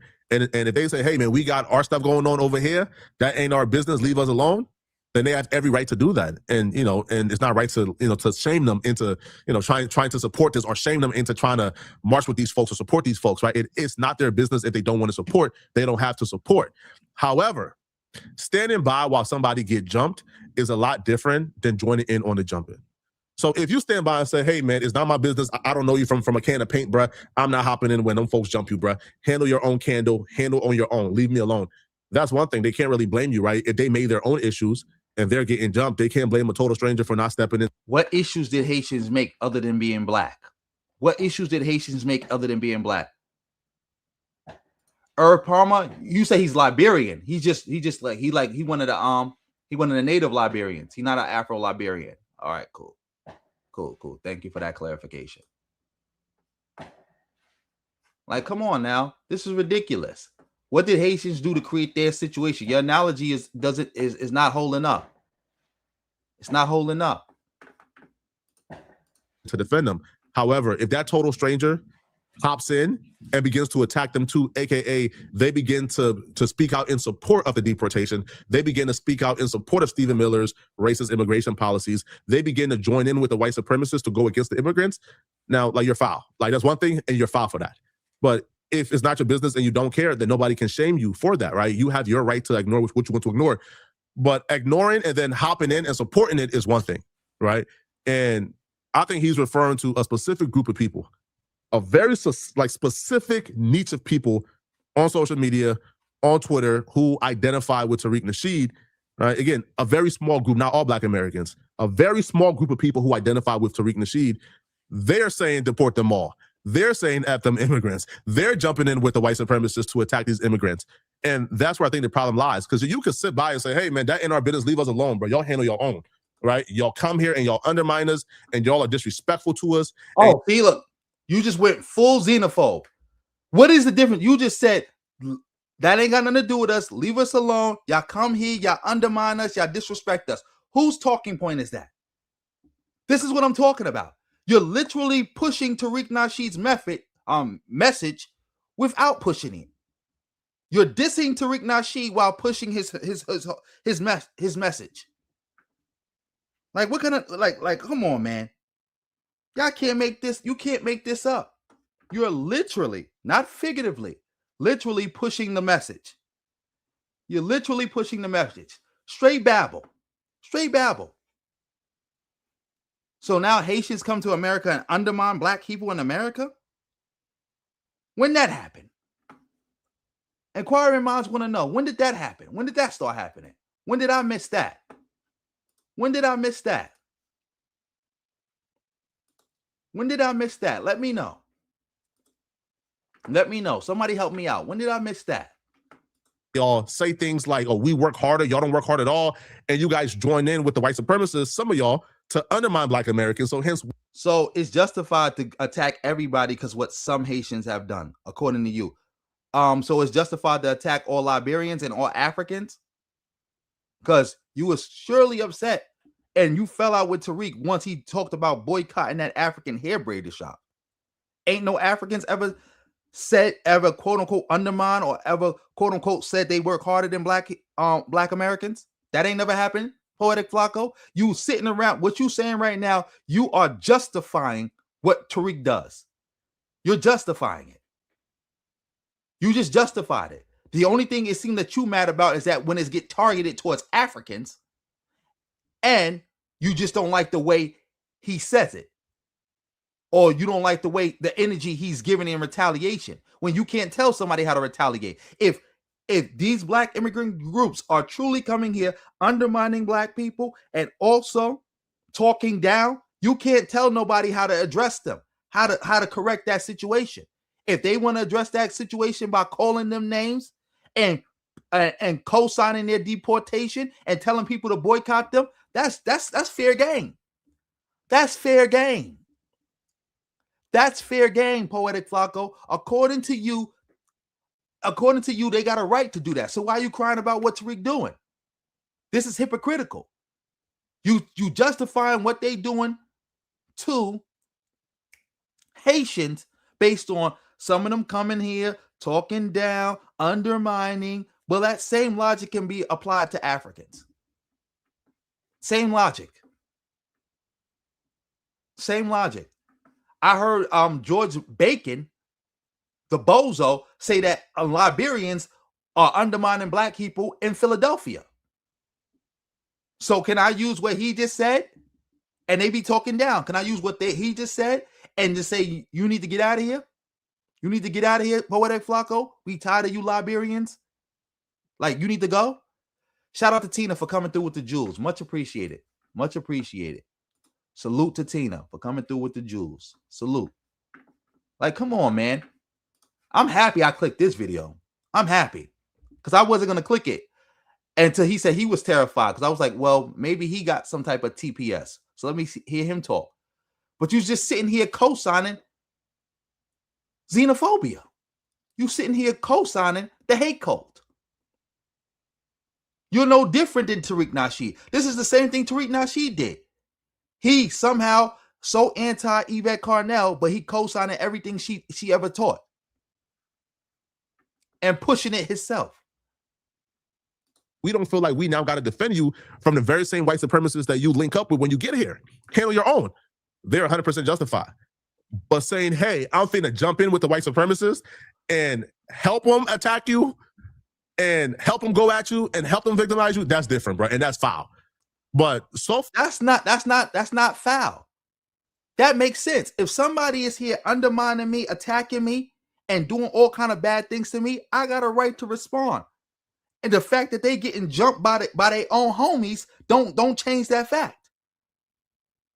Like, that's in gangs. You know how many people was in gangs going against the other gangs and then got put off by their gang? And then the gang that they was going against see them and get active? You think that's not fair because it's like you're ganging up on me. I got to fight my own ex-homies and now you come in to fight me too? Come on, man. That's not fair. No, that's totally fair. You wanted smoke, now it's smoke. You wanted smoke, now it's smoke. Totally fair. Totally fair. For, I think, the overwhelming of Black Americans who are, like watching this issue, don't really care about this issue. And they don't, you feel me? If they've been minding their own business, and shaming them for minding their own business is wrong. That's what it is. And it reminds me of three quick points here. It reminds me of a political meme I saw in the past couple of weeks from urban intellectuals on Facebook. And it said the cockroach, out of hatred for the ant, voted for insecticide, and the fly, out of apathy, didn't vote at all. And they all died because of the consequences of an election. Okay. Exactly. Elections have consequences. I like this brother is teaching right now. He was teaching. And when he said that FBA is white supremacy by ventriloquism, I'm having trouble pronouncing that word. Yes, he's teaching right now. And this is how you get a white nationalist, white supremacist like Stephen Miller, who's deputy chief advisor to Donald Trump. This is the same Stephen Miller who headed up American First Legal, who rounded up white farmers to sue the U.S. government to block the $5 billion from the American Rescue Plan that was going to go to black farmers and farmers of color that John Boyd talked about here on this show a number of times. Exactly. That's why you can't ignore it. You can't ignore it. You can't ignore it. You can't ignore it. These are our enemies. And they're picking off little groups here and there while they get the power to go after us all. We are the real target.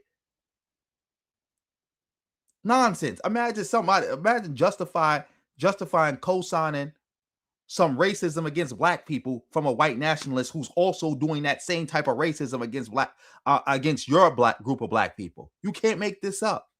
Disgusting. I forgot to mention that. I'm happy I watched this clip about Trump and Stephen Miller and them trying to stop black people from getting reparations. And I remember FBA Bozos was trying to talk down on that money, talking about, well, it ain't only going to black people. That dealt with discrimination against farmers of color. That was that white supremacist, white nationalists right there that rounded them up to block that. And then right now, I've said this before on the show, Roland, right now on the State Department's website, there is a level 4 travel advisory warning Americans do not travel to Haiti because of crime, violence, because of poor health care, things of this nature. And you're going to send 350,000 back there. So, and lastly, for all the black people who out here talking about reparations, this same goddamn government is suing Evanston, Illinois to block $25,000 of reparations to black people. So where the hell are you going to get reparations from? Exactly. I exactly. Remember, I keep bringing that up. The Trump administration is now joined the lawsuit with Ed Blum against black people from blocking them from getting reparations. Mind you, it's going to the Supreme Court. The Supreme Court is out of session, but that's probably going to be one of the first cases they hear when they get back in session. And if the Supreme Court rules the way I think they're going to rule, that not only will make the reparations Evanston try to do illegal, it will make reparations across the board for black people at the state level and federal level illegal. It will make reparations illegal once and for all. Once and for all, to the point where nobody could give black people reparations. Even if they wanted to. Even if we got a president who wanted to give black people reparations, he would not be able to do it because he would be breaking the law. This is who they supporting. And again, this is why it was never about reparations. I told you that. That's why when people pointed that out to Yvette Carnell, what did she say? Immigration is more important than reparations. Now, come on now. I don't think he was talking about Tariq Nasheed right here. I think he was talking about ADOS and the downvoting recommendation, because if you're... No, he was talking about Tariq Nasheed too. Remember, he just said the person who voted, the ant that voted for insecticide because they hated roaches, and the fly who didn't vote at all is in the same boat. Remember, that's why I taught y'all. I said they was all doing Trump support, just different ways. Vote down ballot is Trump support. Because remember, Yvette Carnell said vote for every Democrat except the one running against Trump. That's Trump support. Tariq Nasheed told people don't vote, even though Tariq Nasheed voted. And people, that video when I showed Tariq Nasheed voted, we got a lot of people crying. They asking me, oh, how you get this information? It's supposed to be confidential. They not bringing up the fact that, oh, I exposed Tariq for lying. They just more mad about how I got the information. Tariq told people not to vote, even though he voted. That's Trump support. Telling somebody to vote third party or something like that, also Trump support. Come on now. He was talking about them. You running a lot of interference, Poetic Flacco. You running a lot of interference, bro. Downvoting a Democratic candidate, you might as well just vote for a conservative, because you downvoting a Democratic candidate and just leaving room for a conservative to just win, right? Like, downvoting Democrat is voting conservative. So if you're voting conservative... Exactly. But again, you try to run interference for Tariq saying, well, I think he's not talking about FBA right here. He's talking about ADOS because they was talking about voting down ballot and not voting for the top Democrat. Yeah, but now address the other part about the fly not voting at all. Conservative, and just granting a pathway to have conservatives just walk into office because you're telling like all black folks who support you to downvote Democrats. Then he's like saying, hold on, bro. Okay, so if the white supremacists get into office, if the conservatives get into office, you think they'll be more receptive to reparations talk? Obviously not. But that's a problem for ADOS. I don't think Tariq Nasheed supports downvoting. I'm not going to put that on him because I don't know. I think he was talking about ADOS, but I do believe that black Americans should still push for reparations regardless of who's in office because they deserve it, right? It was promised to them and that's their right.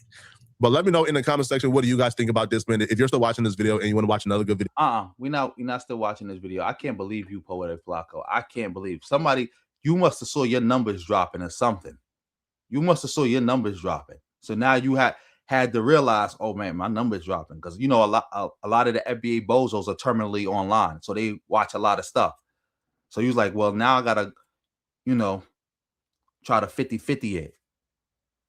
Or if not for the FBA bozos, for the other bozos, like the Freedmen bozos, the ADOS bozos, and all the other unaffiliated bozos with this whole ass movement. James, yes, voting matters even if you don't donate. It still matters. That notion that you gotta buy a politician is not true. Not true at all. Thank you, Harris Duncan.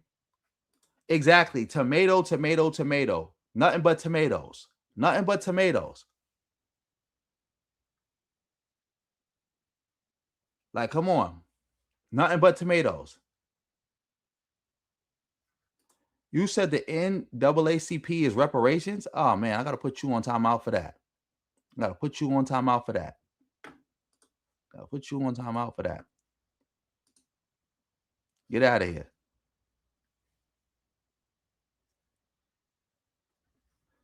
No, I'm talking about his overall numbers. Like, you got to think about it. Poetic Flacos uploads videos to his YouTube channel, and based on the numbers, let's say, for example, he usually gets about 10,000 views or 20,000 views, and now it's down to 13,000. And he see a bunch of comments of people saying, well, I'm not watching you no more because you bias, you bias, you bias, you bias. Now he got to feel the need to do that.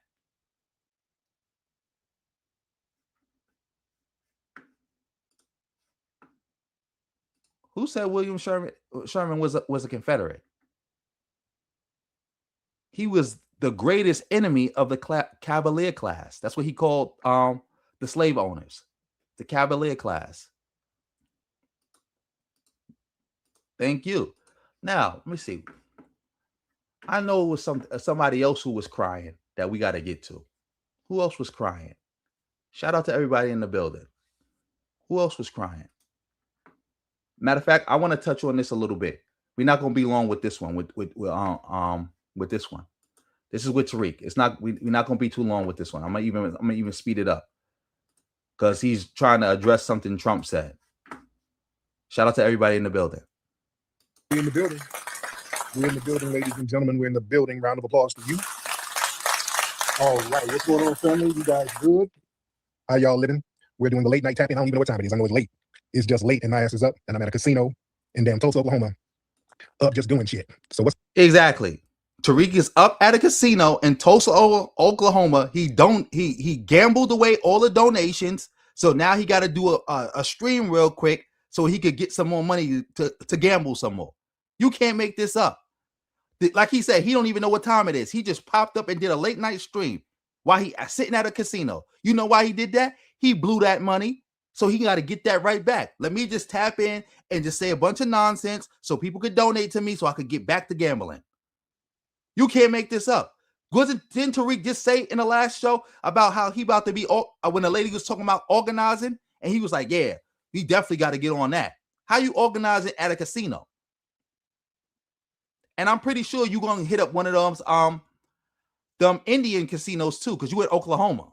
I know you ain't going to leave without hitting up one of those casinos. Can't make this up. What's up with y'all, man? I was just down in the casino on the damn slots. Man, so I'm here just up doing shit out here in Tulsa. I'm up, ladies and gentlemen. Shout out to Tulsa. I'm having a ball out here in Tulsa, Oklahoma, man. Any Tulsa people in here, shout out to Tulsa. I'm having a great time out here in Tulsa. I was coming out here anyway, but when I found out they had slots, they got casinos, I forgot that all these Indian tribes out here, and they got all these casinos, and I love it. I love me a good casino. So I'm having a ball out here. Oh my God. I told y'all. Like, again, I did not watch this video. Y'all know I don't watch Tariq. I don't pre-watch Tariq in the videos. If I do, I'll let you know. This is crazy. He literally telling y'all this is why he doing it. Like, he came out here, he gambled up his money. Now he just doing shit. So now let me just jump on live real quick, see if I can get some dollars out these dudes, because you know them slot machines ran my pockets. And why you even want to go to the quote unquote Indian casinos? I thought they were Siberians. Why you calling them Indians? Ain't they Siberians? Ain't y'all the real Indians? Why are you supporting the racist Siberians? Why are you doing that? The cosplaying racist $5 Indian Siberians. Why are you doing that? With these casinos out here, they got like free soda machines and free coffee.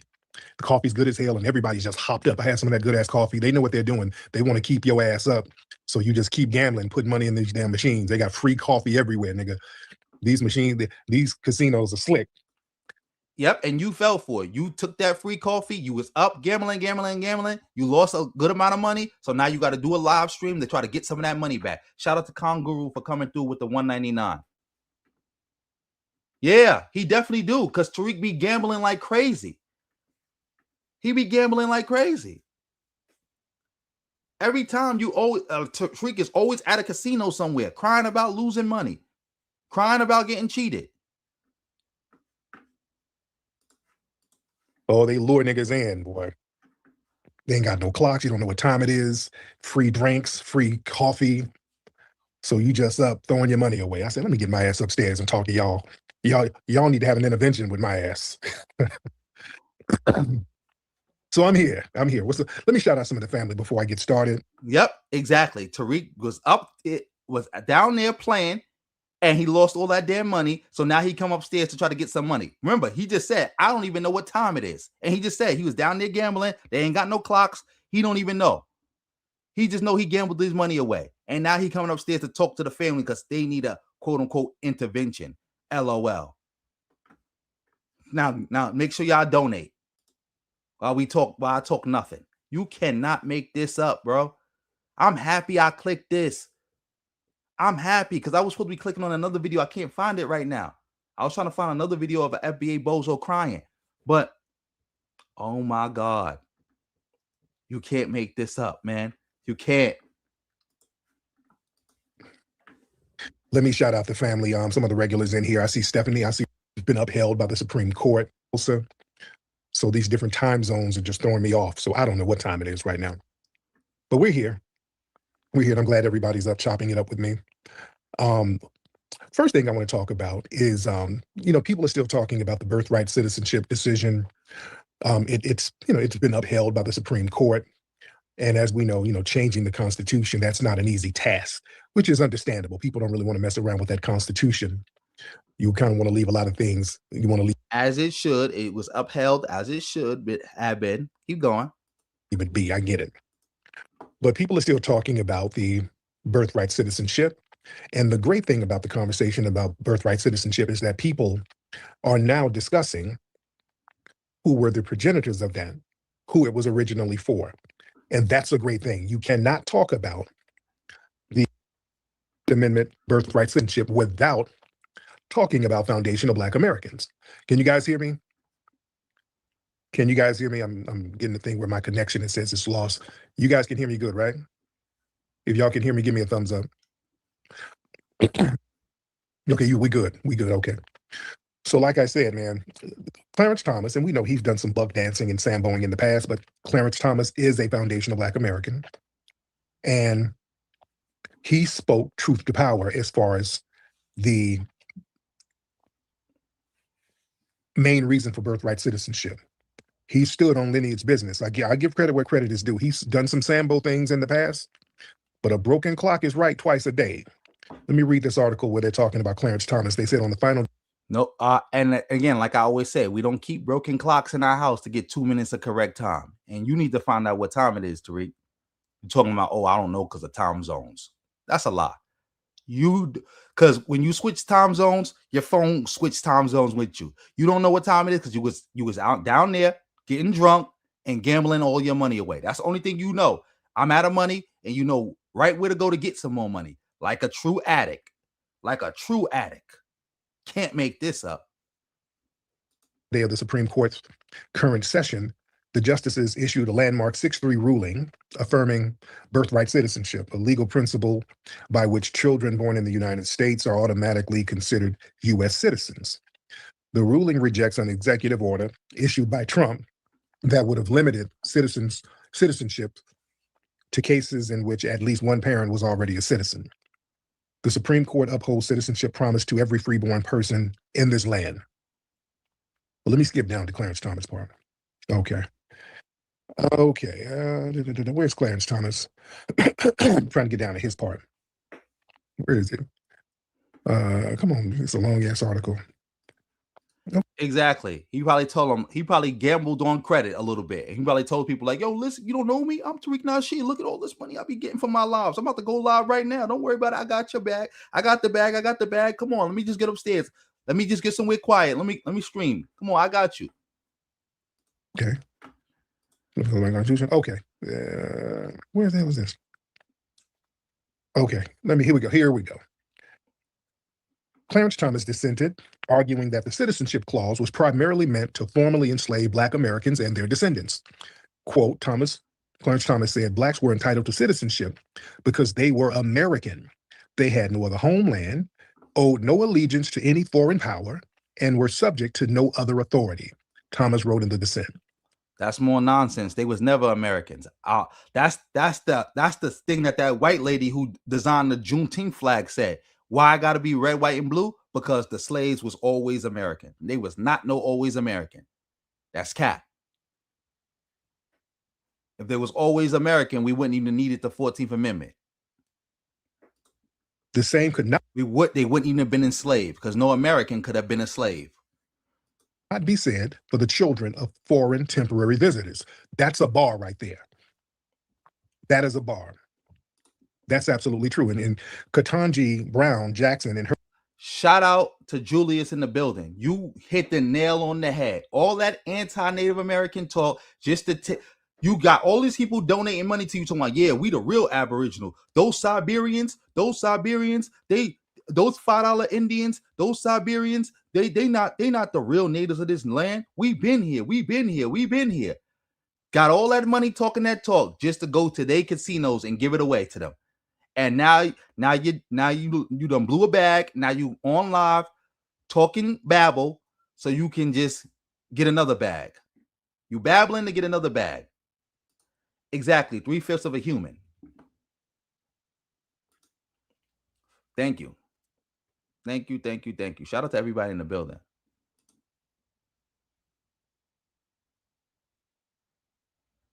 That was you who sent me that, Kangaroo? Who sent me with the O'Shea talking bad about the South African person? If that was you, after this, we're going to cover that. I'm definitely going to cover that. Shout out to you. Because I don't remember. I knew somebody had sent me something. And I was like, all right, when I see them in the building, I'm going to make sure I cover it. Because I don't want to cover it without them being here. So that was you. All right, cool. We're going to cover that after we finish this. Bag babble. Exactly. Peace, Jimmy.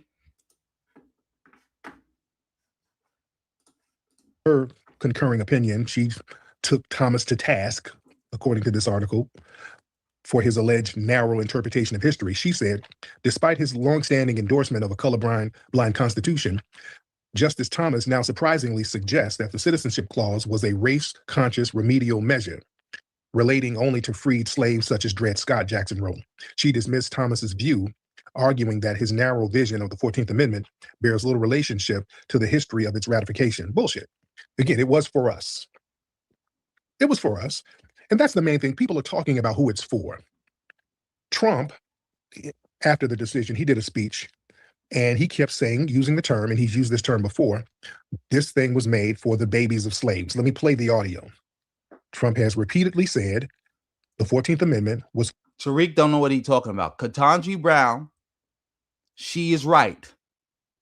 And she, not only was she right about about what birthright citizenship actually means, she was right about Clarence Thomas being a hypocrite. He always talking about the Constitution is colorblind when it's time to try to strip Black people of their rights. But now magically you see color, just like everybody else. When it's time to take stuff from Black people, they don't see color. When it's time to try to use Black people as a justification to try to take stuff from other people, now they see color. Just like Ankota. Oh, we can't give Black people reparations.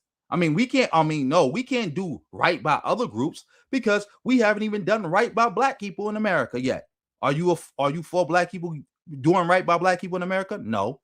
So why do you even bring us up? For the babies of slaves. Let me play the audio. Hold on. It was the most important, and we want some others. It was the most important decision of all of them, I think. But we'll take care of the birthright citizenship because that was not meant for rich people from other countries. It was meant for. Actually, it was meant for the babies of slaves. If you look at it, it was a month after the Civil War ended that it went through. That's because it was meant for the babies of slaves. It wasn't meant for rich people from China. It was, they came over in Gulf Streams. It was meant for the babies of slaves. So I believe, no, I know they got it wrong, but that's okay because they gave us something that nobody thought. But they also gave us something in one of the sessions a year ago was called merit. Our country now is based again on merit. All right. Okay. Excuse me. Now that's significant. Babble. Again, that's something Trump made up. Nowhere in the Constitution does it say that. No Supreme Court has ever affirmed that position. He just made that up. Again, that's a great thing that us as a distinct ethnic group and lineage is being discussed openly. That's very important, ladies and gentlemen.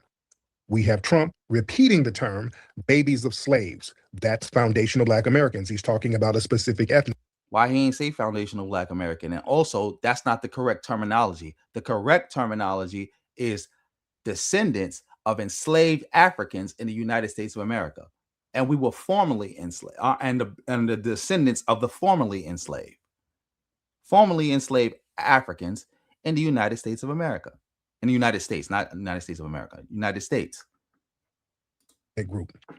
The Supreme Court is talking about a specific ethnic group. We are a specific ethnic group. This is the conversation we need to have. This is a great thing. Now, the Democrats, all the Democrat shills, step to the front. Let me talk to you. Democrat shills, let me talk to you. What's up, Nikki the God? I see you, beloved. Democrat shills, you're going to have to step it up now. Now people are Democratic shills for simply acknowledging the Constitution says what it says because Trump's saying something different. So Trump is the authority. Because again, the only people saying you can't show me any Supreme Court decision that is affirming this. You can't show me this in the plain text of the Constitution, nor can you show me in the notes of the people who created the birthright citizenship clause that's what they meant. You can't find that. You can't find that. I'm waiting for you to find that. Show me that. Shout out to for all the fire emojis. I just seen the fire emojis. Thank y'all. Thank y'all for all the support. You have Trump, who y'all keep saying is the enemy, the enemy, the enemy. Okay, whatever. He's doing something that you are not doing. Respectfully acknowledging our unique ethnic group. Whereas you Democrat shills, you have these people attacking our ethnic group all the damn time, telling us we're a hate group, and you send your Democrat flunkies to attack our ethnic group and try to diminish our ethnic group and deal. I started that ADOS was a hate group, and I started that FBA was a hate cult. Thank you. Legitimize our ethnic group and try to make us generic Africans. Y'all gonna have to step it up. The foundational Black American blueprint of the 14th Amendment has to be acknowledged, and it's being acknowledged. The 14th Amendment was never drafted as a generic multicultural catch-all for global immigration. It was a specific targeted constitutional remedy drafted exclusively for foundational Black Americans to overturn the Dred Scott decision. When the opposition explicitly states on the national stage that birthright citizenship was meant for the babies of slaves, y'all said he was the opposition, but he's telling the truth. That forces an undeniable historical truth into the mainstream. It's not. What part of that don't you understand? That's wrong. That's wrong. Like again, we're gonna let you speak a little bit more, and then we might have to get off this. Because again, I just wanted to see what you had to say. I'm happy I clicked this because now we confirm that Tariq Nasheed is in fact a gambling addict. That's why he be doing all these late night sessions, because he be up gambling and then he wake up. He be up gambling and then he run out of money. So he do these late night sessions so he could get more money so he could go back to gambling. The Democrat establishment, you can no longer gaslight the public about who built the constitutional infrastructure that everybody else is currently utilizing. All right? These are the conversations we're going to have with the Democrats. Shout out to That's Amazing for coming through with the 10. Yes, I realize that. And you know what's also so funny? If you're paying attention, this could be the way that they try to say Black people are not citizens, by saying that the birthright citizenship clause only covered the children of the enslaved. It wasn't meant to work in perpetuity. Because I remember I said that before. That's one of the ways they could go after the 14th Amendment and strip Black people of their citizenship by arguing that the 14th Amendment was never meant to work in perpetuity for the descendants of the enslaved Africans in America. It was never meant to work in perpetuity. And they could try to argue that too by the fact that Native Americans had to get a separate law to become citizens. Most people don't know that. Native Americans became citizens via a separate law. Shout out to you again. Thank you. Thank you so for that 10. Yeah, let's keep going. That's when they come around with their little shaming tactics. All of that extraction and reassignment of foundational Black American political capital, that's a no-go at this point. The Democrat Party, they perfected a model of political extraction. They utilize foundational Black American civil rights struggle, foundational Black American civil rights amendments and constitutional amendments, because again, the conversation is all about who that 14th Amendment was for, and that was for foundational Black Americans. They use our blood equity, and they use all of this to create policies that benefit non-FBA immigrant groups. And when it's time to distribute tangibles, they refuse to name the source. All right? That's a deliberate strategy of trying to reassign foundational Black American political capital to other groups, while you tell us, foundational Black Americans, we got to wait till in the back of the line. We got to shut up and vote, get the catfish nuggets, and just go along with it. People acknowledging the true origin of birthright citizenship, that exposes that whole extraction. This is a great conversation, and we need to hop on it and keep the conversation going in this direction, ladies and gentlemen. See, the Democrats need that. They need a generic African voting bloc illusion. See, the reason why they attack. Again, still talking about Black immigrants. Shout out to Pre-Sell in the building. Maybe not go nowhere. Remember, Black people was in America for centuries as non-citizens. When the Civil War ended, there were, like, I think 400,000 free Black people in America who were not citizens. They were free, but they weren't citizens. Being free doesn't automatically make you a citizen. Remember, that's why we had the 13th Amendment that made us free, but the 14th Amendment made us citizens. So that's the thing. They most likely want us to stay here as non-citizens. They might want some of us to go, to trim our numbers and try to say, well, you need to go back to Africa, go to Liberia, or whatever the case may be. But they'll be perfectly happy to have us still in this country, but as non-citizens who can't vote. We could work, we could go to jail, we could pay taxes, we could do all that other stuff, but we can't. But we are not citizens, we cannot vote, we can't run for office. They'll be happy to have it that way. Be happy.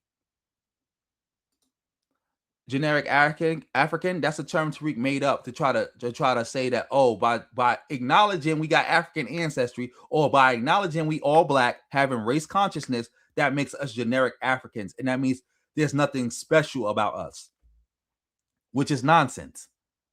Nonsense. Shout out to That's Amazing again for coming through with another 5.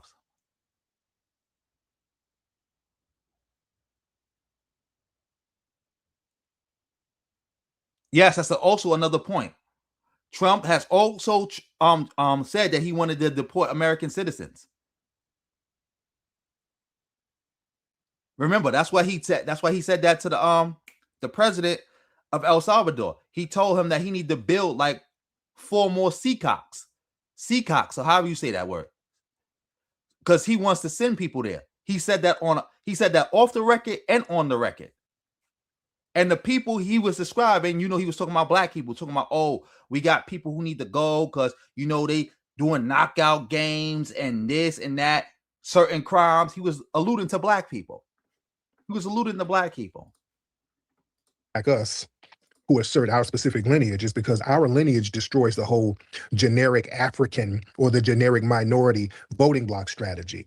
See, as long as the Democrats can just lump us into this monolithic umbrella, they can exploit our sheer numbers so they can pass legislation and then hand the benefits of that legislation to newly arrived immigrants, ladies and gentlemen. So when you acknowledge foundational Black American lineage, we stop all that exploitation, because that now demands specific accountability, no generic pacification. You see, every time an immigrant group claims birthright citizenship, they are standing directly on the foundation of Black American infrastructure. That's why I don't take no goddamn respect from nobody. Excuse me. I don't take no respect, no disrespect from any of these foreigners. Nobody. You cannot come over here, bring your ass here, and show any form of disrespect. Every nugget of rights and benefits you get comes directly from foundational Black Americans. That 14th Amendment, the civil rights, all of it, without any exception, comes from our fight and our struggle. There will not be no goddamn disrespect under no circumstance.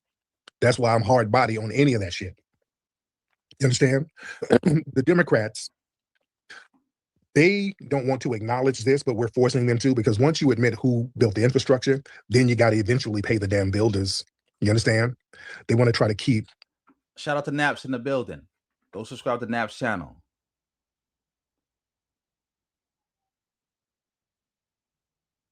Exactly. And look, he about to run another. He about to promote the reparations scam right now. Well, he about to say, well, by getting them to acknowledge who the foundation is and who is the builders, then they would have to, pay reparations. They got to pay us. Nonsense. Total lie. Treating our constitutional rights like a public park that any group can use without paying a goddamn maintenance fee to the specific lineage who put it down like that. You see? And for decades, man, the political establishment, they've sanitized the history of the 14th Amendment to make it seem like it's all. Wait, time out. Didn't Trump acknowledge that Black people help build America? Yeah, he did, right? But Trump is also the one who said that Black people shouldn't get reparations because slavery was legal. The Trump administration is also right now working with Ed Blum to keep Black people from getting reparations. So how is all that delineation and being recognized going to get us paid when the people that you celebrating and booty clapping for, who's doing that, they're the ones saying we shouldn't get paid? Like, come on now, make it make sense. Shout out to That's Amazing for coming through with another 5.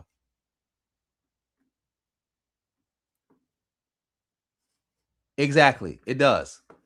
Just like they both mix and match from each other and just rework each other's terms. Like, for example, Tariq say fleer, she say runner. When Tariq was saying tether, because remember, tether originally was about quote unquote being a cosplayer. I think Yvette would say cosplayers. She was like, oh, they cosplaying. He would say tether, but he started saying cosplay too. Always been a broad, inclusive civil rights victory for the entire globe. Now that the truth has been spoken on a massive platform that this was specifically for the babies of the enslaved foundational Black Americans, that sanitized narrative is dead. You cannot leverage on a foundational Black American protection to shield immigrant groups while trying to erase the foundational Black American presence from the narrative. See, that's what people want to do. That's literally tethering. That's like the movie Us. That's where the term tether comes from. Look at that. Yeah, Tariq sound like that because he probably got a lot of coke in his nose. He wasn't just gambling. He was getting coked up.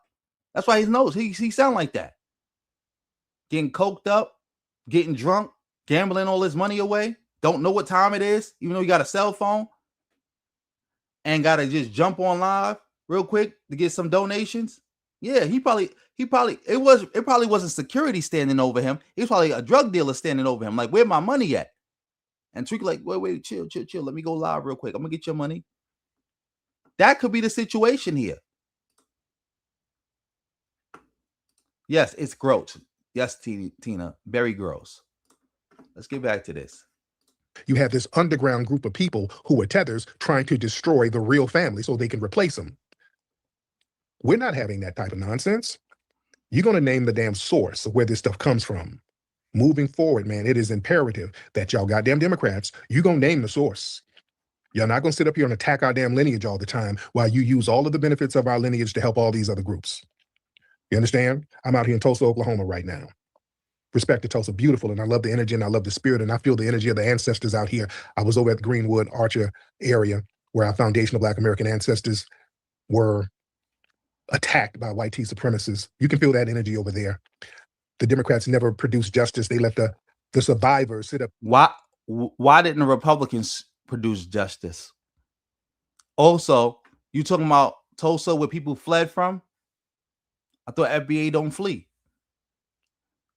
Shout out to everybody from Tulsa. Shout out to everybody who died during the race massacre of Black Wall Street. Shout out to all of them. Like, shame, sad. And you got bozos like him trying to use and abuse their legacy. Yep, Justin March, he ran off on the plug. But the plug caught him. That's why he had to make it his business to get there and get on that stream. He tried to run, but no. There and get elderly without producing justice. The Democrats did that. The Democrats brought their asses out here and started dancing a jig and then left. No, we don't do that. We're not doing that. This is justice time. This is justice time, ladies and gentlemen. We're not doing all of that symbolic nonsense while you give. Of course, Purcell. That's exactly what he does. Like I always said, like he learned that from the white nationalists. That's 2010's white nationalist talk, where you try to pretend you're not really a white nationalist, and you be like, "Oh, well, in my opinion," or you trying to take both sides not take both sides, but you trying to leave enough room so that people can't say that this is what you stand for. Like, ridiculous. Shout out to Cameroon for coming through with the 199. Whole lot of ones beat a whole lot of nuns any day of the week. Thank you, Cameroon Breezy Goat. Much appreciated. Much appreciated.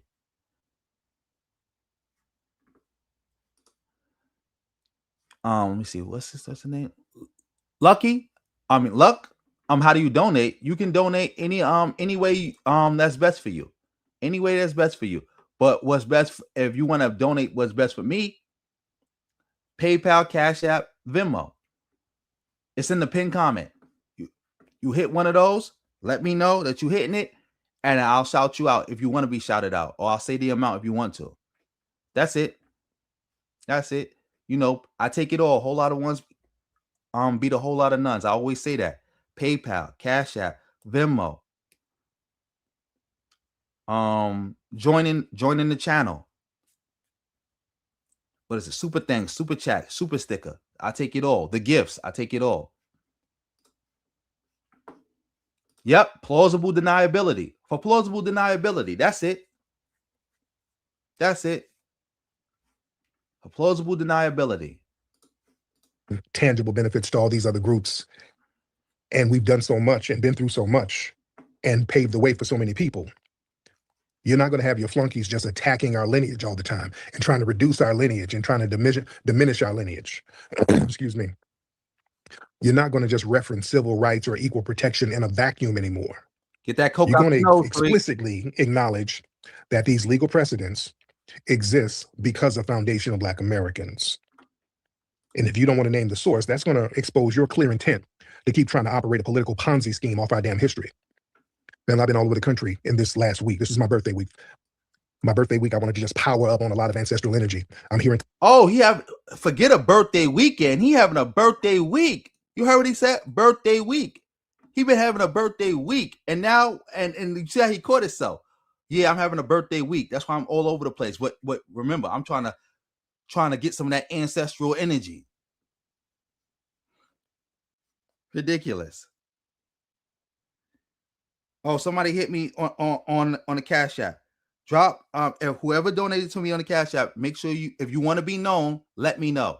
So just say it was me, and I'll shout you out. But if not, that's cool.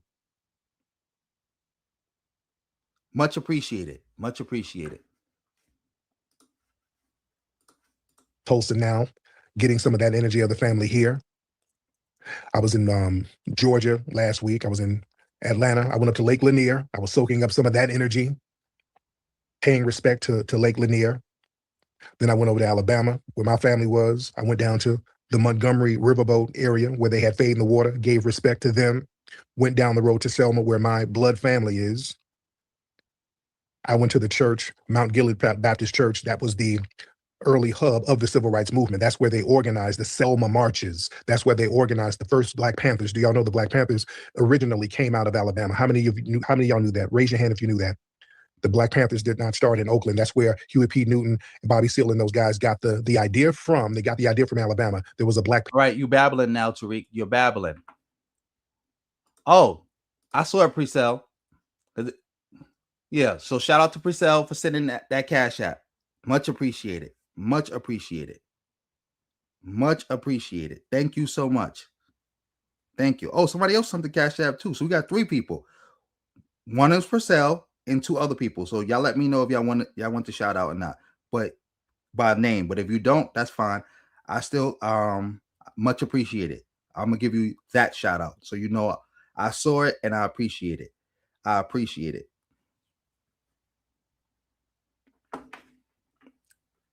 Yeah. You said it was you, Iceberg? Thank you. Much appreciated. Thank you. Thank you. Thank you. Thank you. Tina, his birthday week is turning into a birthday. It's about to turn into a birthday month. Because again, you just said you was in Georgia last week celebrating your birthday. This is a new week. How long your birthday week supposed to go on? It went from a birthday weekend to a birthday week. It's about to turn into a birthday month. About to turn into a birthday month. You can't make this up.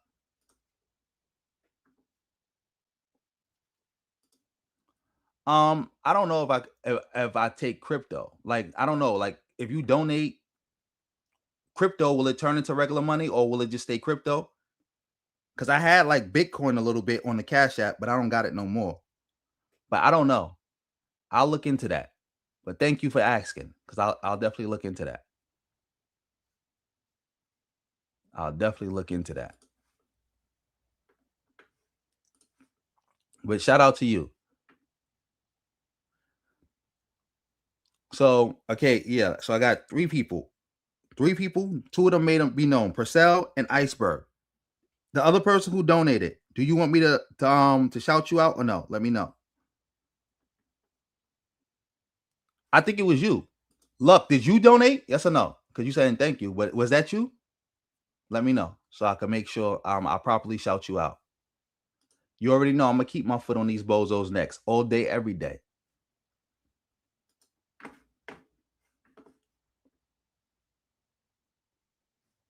Exactly, Justin March. I didn't even think of that. He didn't want to celebrate Pride Month because that would have been too obvious. Oh, he's claiming this is birthday weekend. Oh, I forgot. Yes, because again, he started celebrating last week at the end of Pride Month. And he went to Atlanta to celebrate. Oh, it's getting spooky out here. All right, that was you, Luck. But yeah, I'm still going to give you a shout out. Thank you. Much appreciated. Much appreciated. I want to make sure I shout out everybody who support me. Everybody. That's why I even shout out even people who just comment. If you're watching this stream, shout out to you. All support is good support. All support is good support. Shout out to you. Oh, shout out to That's Amazing for coming through with the 2. Yeah, where's Peanut? You out here traveling you going from Georgia to OKC. You just going around the country. Where Peanut at? You need some time to yourself to celebrate your birthday month, week, whatever. Like, come on. Exactly. Because Tariq got a lot of women who support him, who say they support him because they think he handsome and they think he funny. It would turn them off if he would be like, listen, I go that way. But yeah, let's let Tariq finish up so we can move on. Panther Party in Alabama. Raise your hand if you knew that. There was a Black Panther Party in Alabama, started in Lowndes County, right by Selma, organized at a Black church, Mount Gilead Church in Selma, or right near Selma, between Selma and Montgomery. I went there, paid respect. There's a cemetery in the back of that church. My great-grandparents are buried there, ladies and gentlemen. That's the bloodline I come from. My great-grandparents, Reverend James Black, Caroline Black, are buried in the back of that church. This is my family. It's in me. It ain't on me. It's in me. It ain't on me. You understand what I'm saying? This is what we come from. That's foundational shit right there. So it's our duty to not let people exploit that. Every time somebody wants to get justice, remember when they sent them big light bulb head tethers from Minnesota down there to Selma, walking up and down the Edmund Pettus Bridge? from Minnesota because they were the same Miss Pettis Bridge that you made fun of John Lewis for walking across and getting his head bust. That one, like, come on. They were scamming. They got caught in all them scams, so they're trying to clean up their image. So they sent them light bulb head tethers down the damn Edmund Pettis Bridge for what? People didn't suffer for you to come down and pull your scams and get a pass for pulling no damn scams. I got very offended by that when they sent them tethers down there to march up and down Edmund Pettis Bridge because they were trying to clean up their image because they got caught scamming up there in Minnesota. What kind of shit is that? You know what I'm saying? That type of disrespect shit don't fly. We have to check that. We have to check that, ladies and gentlemen. And the Democrats, they push all that type of nonsense. We can't let these folks denigrate our lineage. It's our duty to stand up for our lineage, family. That's our job. That's our duty.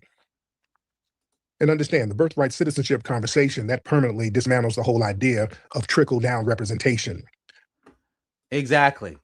That's probably who he probably met up with Marcel Dixon and T.S. Giselle. I heard T.S. Giselle is in jail. I didn't even look into that. But yeah, he probably went down over there to bail that individual out. It's definitely in him. You're right. Definitely in him. Salute to everybody in the chat. Oh, salute to One Ready to Go. You son gifts, 3 gifts. Thank you. Much appreciated. Thank you for them 3 gifts. Let's keep it going. Oh. The Democrats, they can no longer put a generic immigrant or somebody with no ties to American slavery in a position of power and expect us to celebrate it as a win for the culture. That shit ain't, no. Y'all not doing another Obama, another Kamala. That ship has sailed. Unless you're going to have some people standing on lineage business, we ain't rocking with them like that. We're no longer accepting symbolic representation under a generic African umbrella when the very laws and constitutional amendments being debated were written specifically for our lineage. Because we sit up here and support these non-FBAs, we get them in office, and the first thing they do is tell us what they ain't going to do for us and then roll out the goddamn red carpet for their fellow immigrants. We ain't doing that. We're just not doing that. Let me get some of the family in here. Nakeem. Let's get Nakeem in here. Let's get some of the family. Nakeem, hop on in, Nakeem. Nakeem, hop on in, bro. Unmute your mic. Nakeem, can you hear me, bro? Yes, sir. Yes, sir. Yes, sir. What's going on with you, bro? Hey, man, just chilling, man. My question is, sir, what would you guys do without tethers, man? No food trucks, man. No nurses, no doctors. That's just my question, man. You know, without tethers, sir. No, you guys wouldn't. You mean less fake degrees? Yeah, it'll be less fake degrees, less fake nursing degrees, less fake diplomas. Yeah, it'll be a lot. We can get real diplomas and real degrees in there. That would be great, right? So why you just got to give us that stigma that all our degrees is fake? Because y'all lead. Truth be told, y'all lead the nation in fake degrees, sir. Y'all have. Oh my God! Can't make this up. Let's hear the rest of this, and then we got to get out of here. We got to go. What do you mean? What address should I post? I mean, like, what link should I put? I don't know. I'll look into the crypto thing. Thank you for even bringing it up, though.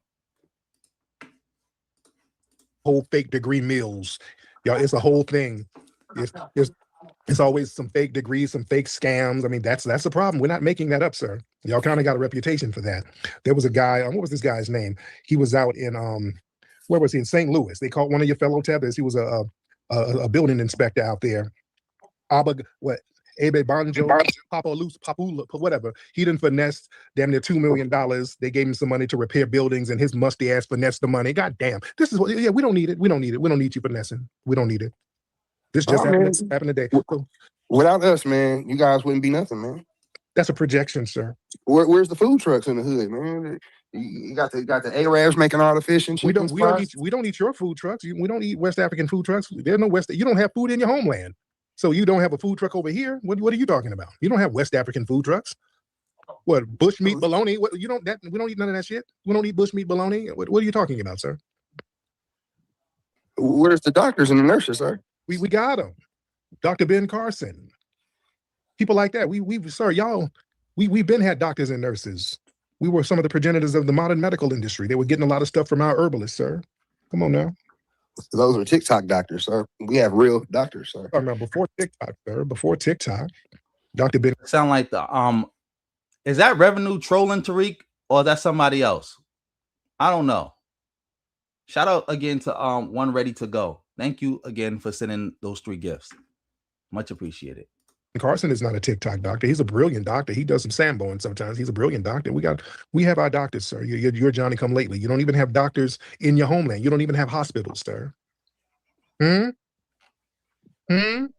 We have hospitals, No, man. you don't, sir. Especially when you're the presidents or somebody in the political office, when they get injured or hurt or whatever, y'all got to fly them to Europe some damn where. Who you think you're talking to, sir? When that boxer got into a car accident, too, they had to call him an Uber. They didn't even have ambulances to go get him, sir. How you got to call an Uber when you get in an accident? They didn't have a goddamn ambulance to come get old dude when he got in that car accident, sir. What you talking about? You guys stripped us of our resources, sir. So we had to move to the Americas, man. Who stripped you of the resources? Well, your fellow white man. No, the British white tea man. The British did that. Why didn't you go to Britain? Well, we heard it was you guys. Yeah, you damn right. You came over here where the getting was good because you wasn't gonna get shit from them. You had to come around the foundationals, didn't you? Well, sir, we had to make things better and easy for you guys. No, not for us. We fine. You had to make it easy for yourself, sir. Who's delivering you guys this food? You lazy Negroes can't get your food. Well, the problem is by the time it get there, you done put your little goosey fingers all in the fries. You done ate up half our fucking fries. So you're not even doing that good, sir. And y'all deliver the food, and I see little gap tooth teeth marks in my turkey wings. I mean, goddamn, you're not even delivering the food correctly, sir. And then the bag is musty. It's just a problem. So, all right, just get it together, Nasheed. Get it together. All right, let me get some more people. All right, that's enough. Yeah, that's enough. Them going back and forth. That was funny. I'm happy that people call in occasionally to troll Tariq Nasheed. He deserves it. He deserves it. He deserves it. But anyway, yeah, let's move on. Let's move on. Shout out to Konguru for this. This is about O'Shea Duke Jackson. I think he's attacking a Guyanese man. And he's like basically co-signing the South African xenophobia. I don't know. I haven't watched it, but that's what I gather from the title. But yeah, we're going to watch this together. Shout out to everybody in the building. Make sure y'all hitting that like button. Make sure y'all sharing the stream. Make sure y'all supporting any way y'all can. Support with a comment. Support by hitting that reaction heart in the corner. All support is good support.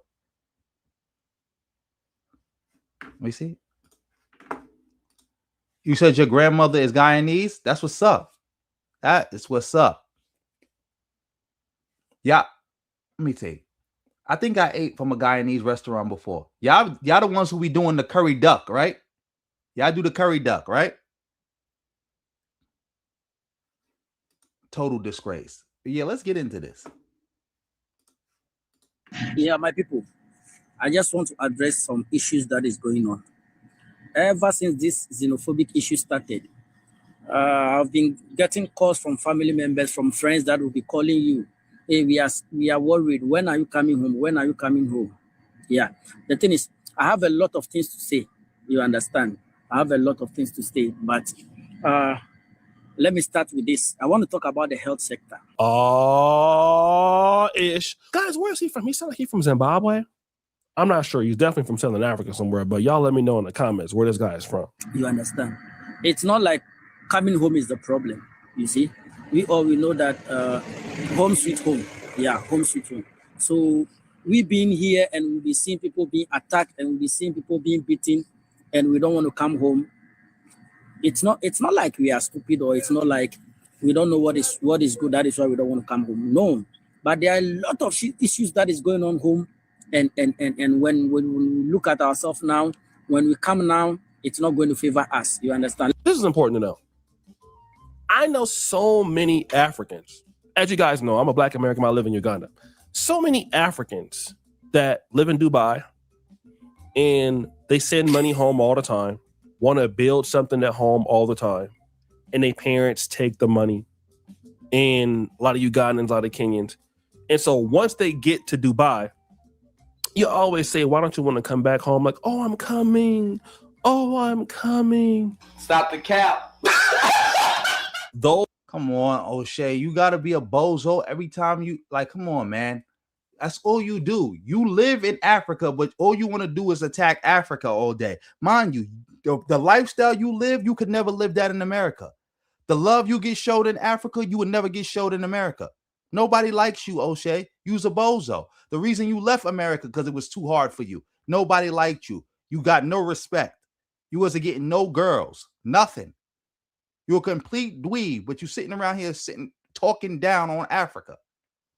Exactly. Tomato, tomato, tomato, tomato, tomato. Let's keep it going. Those are lies. Want to know why? Because ain't nothing home to go back to. And this is the problem that I have with some of you African commentators out there. It's both. Tariq is both. He's dumb, but he's also a grifter. He's both.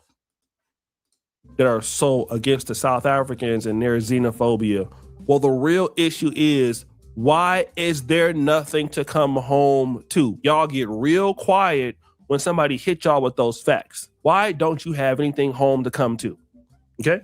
He would rather get his ass whooped in South Africa than to come home and have nothing. Ain't that crazy? Let's continue. The health sector. You see, here in this country, healthcare is very free. Yeah, it's free for everyone, whether you are a foreigner, you are a citizen. It's free for everyone. You understand? Yeah. When you are sick, once you go to the hospital, they will take care of you. The necessary things that they are supposed to do, they will do it for you. They will make sure they will take good care of you. You understand? Anything that they will do, they will not discriminate. They will not say that you are a foreigner, because of that we will not take care of you.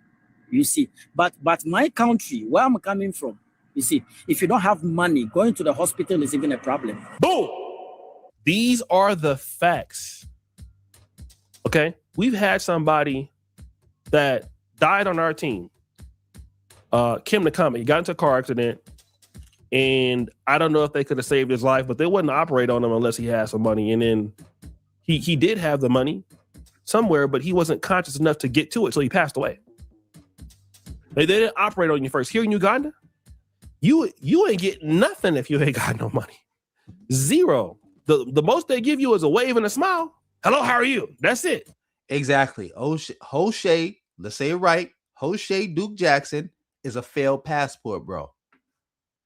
He's a failed passport, bro. Like, again, this video is kind of hard to watch because it's like, not only is it's hard to watch O'Shea, but it's like, why are you attacking other African countries? Like, what is the point of this? You're making this video to denigrate other African countries. I hope you get to a point or something, because you know how you do. You like to reiterate yourself a bunch of times, repeat yourself, all that just to run up the runtime. But like, get to the point of this video. The rest is on you. So now this is the reason why the migrants don't want to go back home, because they don't have money to operate the healthcare system. But what the young man doesn't understand is that you're getting free healthcare. You're hurting the citizens there. See, he's thinking about it from a certain. He's not hurting anybody, because if he's living there and he's working, that means he's paying taxes. The reason the hospitals are free is being funded with tax money. See, that's the difference. It'd be one thing if you had to pay to go to the hospitals, but he was getting treated free because he's a foreigner, while the locals have to pay. That's different. It's free and everybody is paying into it. So he's not hurting anybody. He's paying into it. He works there. Like you said, if he lives there, he works there, he's contributing to the society, he's paying into it, he cannot be hurting anybody. Like Julius Malema said, 300 Ghanaians left. Did that create 300 jobs? No. Did that make the country better? No. Did that build the tax base? No. In fact, what would hurt the country is a bunch of immigrants leaving. Like that's hurting South Africa, because a lot of the people leaving have jobs. A lot of the people leaving are business owners. Now, where that money coming from? A lot of the people leaving were employing South Africans. Now who's going to employ them? Like, you don't know what you're talking about. He can't be hurting the system. If he just came out, if he just never contributed a day in his life, just came to South Africa, because again, as far as I can see, he didn't come there illegally anyway. Oh, excuse me, undocumented. He's not undocumented, which means if you're not undocumented, you got to pay to come in. He's doing a whole lot of stuff, contributing to the country. So he has a right to be there. Survival standpoint. If I go back, I don't get to access this stuff, whether I'm paying taxes or not. That's his prerogative. He's thinking about himself. A lot of migrants are in South Africa. Understand this. They're thinking about themselves, and I understand it. Self-preservation is key, but they're not thinking about the country. That's the problem. They are not there to develop the country. Because if you had money, you would go back home and you would go to the doctors. That don't make no sense. That's like telling somebody in America who is of German descent, well, if you got money, why don't you just go back to Germany and go see a doctor there? That's like telling an Iranian, well, you got money, go back to Iran and see a doctor there. That don't make sense. Like, y'all keep saying this nonsense, but y'all only say it to black people. Y'all don't say this to other people. There are Chinese immigrants in South Africa. Nobody's telling the Chinese, well, if you got money, get out and go back to China. Or the Indians, if you got money, get out and go back to India. Or the white people, if you got money, go back to England, go back to the Netherlands. Nobody's telling nobody this. You only saying this to black people. And the black people you saying it to are contributing to the society. A lot of those other groups ain't contributing. Or they not contributing. They taking more than they giving. But you ain't got no smoke for these people. But this is a guy that doesn't have money. So you're telling me somebody like this is building up South Africa? You got to be kidding me. This person is not contributing in a positive way to the development of South Africa, because if he was, then he would already be back home. That's the fundamental difference. If you don't have money, well, what I'm saying, some people will say, oh, why must I say this? Why must I? So people from Central America, people from Mexico who be picking the fruit, they not a benefit to America? And if they don't contribute to the American society? Like this is weird. Weird. Beyond weird. Say this, but at times the truth helps, you see. The truth, it helps a lot, you see. But let me say the truth, you see. Where I'm coming from, my country, if you are not working, if you joke, common malaria will kill you. Malaria, yep. Common flu will kill you because you might not have the money to go and buy medicine. Talk of going to the hospital, you see. So the number of people that malaria is killing in my country or in other African countries is too much. Because when you are sick and you don't have the money to go to the pharmacy to go and buy the medicine, when you don't have the money to go to the hospital, if you joke with your life, you're going to die. You understand? If you joke with your life, you're going to die. Last year, I lost a friend. You see, I lost a friend because she went to the hospital. She was pregnant and she went to the hospital to go and deliver. You see, and during the cesarean section, they said after the operation, the doctor or the person that did the operation didn't sew this thing well, didn't sew the stomach very well. So when she came home, the rope that they used to sew the tummy, it was loosed and air entered the stomach. You see, and the lady died. Look at all this. Look at all this. You see, look. Yeah, exactly. He's saying his country is having problems, so he's in a different country. He's going where he can grow. That doesn't mean he's not contributing. All these Irish people who came to America during the potato famine, like when y'all gonna have that smoke for them? Exactly. Shout out to That's Amazing for coming through with another 5. Jose Duke Jackson is an immigrant himself, talking down on other immigrants. You went to Poland and then you went to Uganda looking for a better life. Why you ain't stay in America and build up America? You from California, right?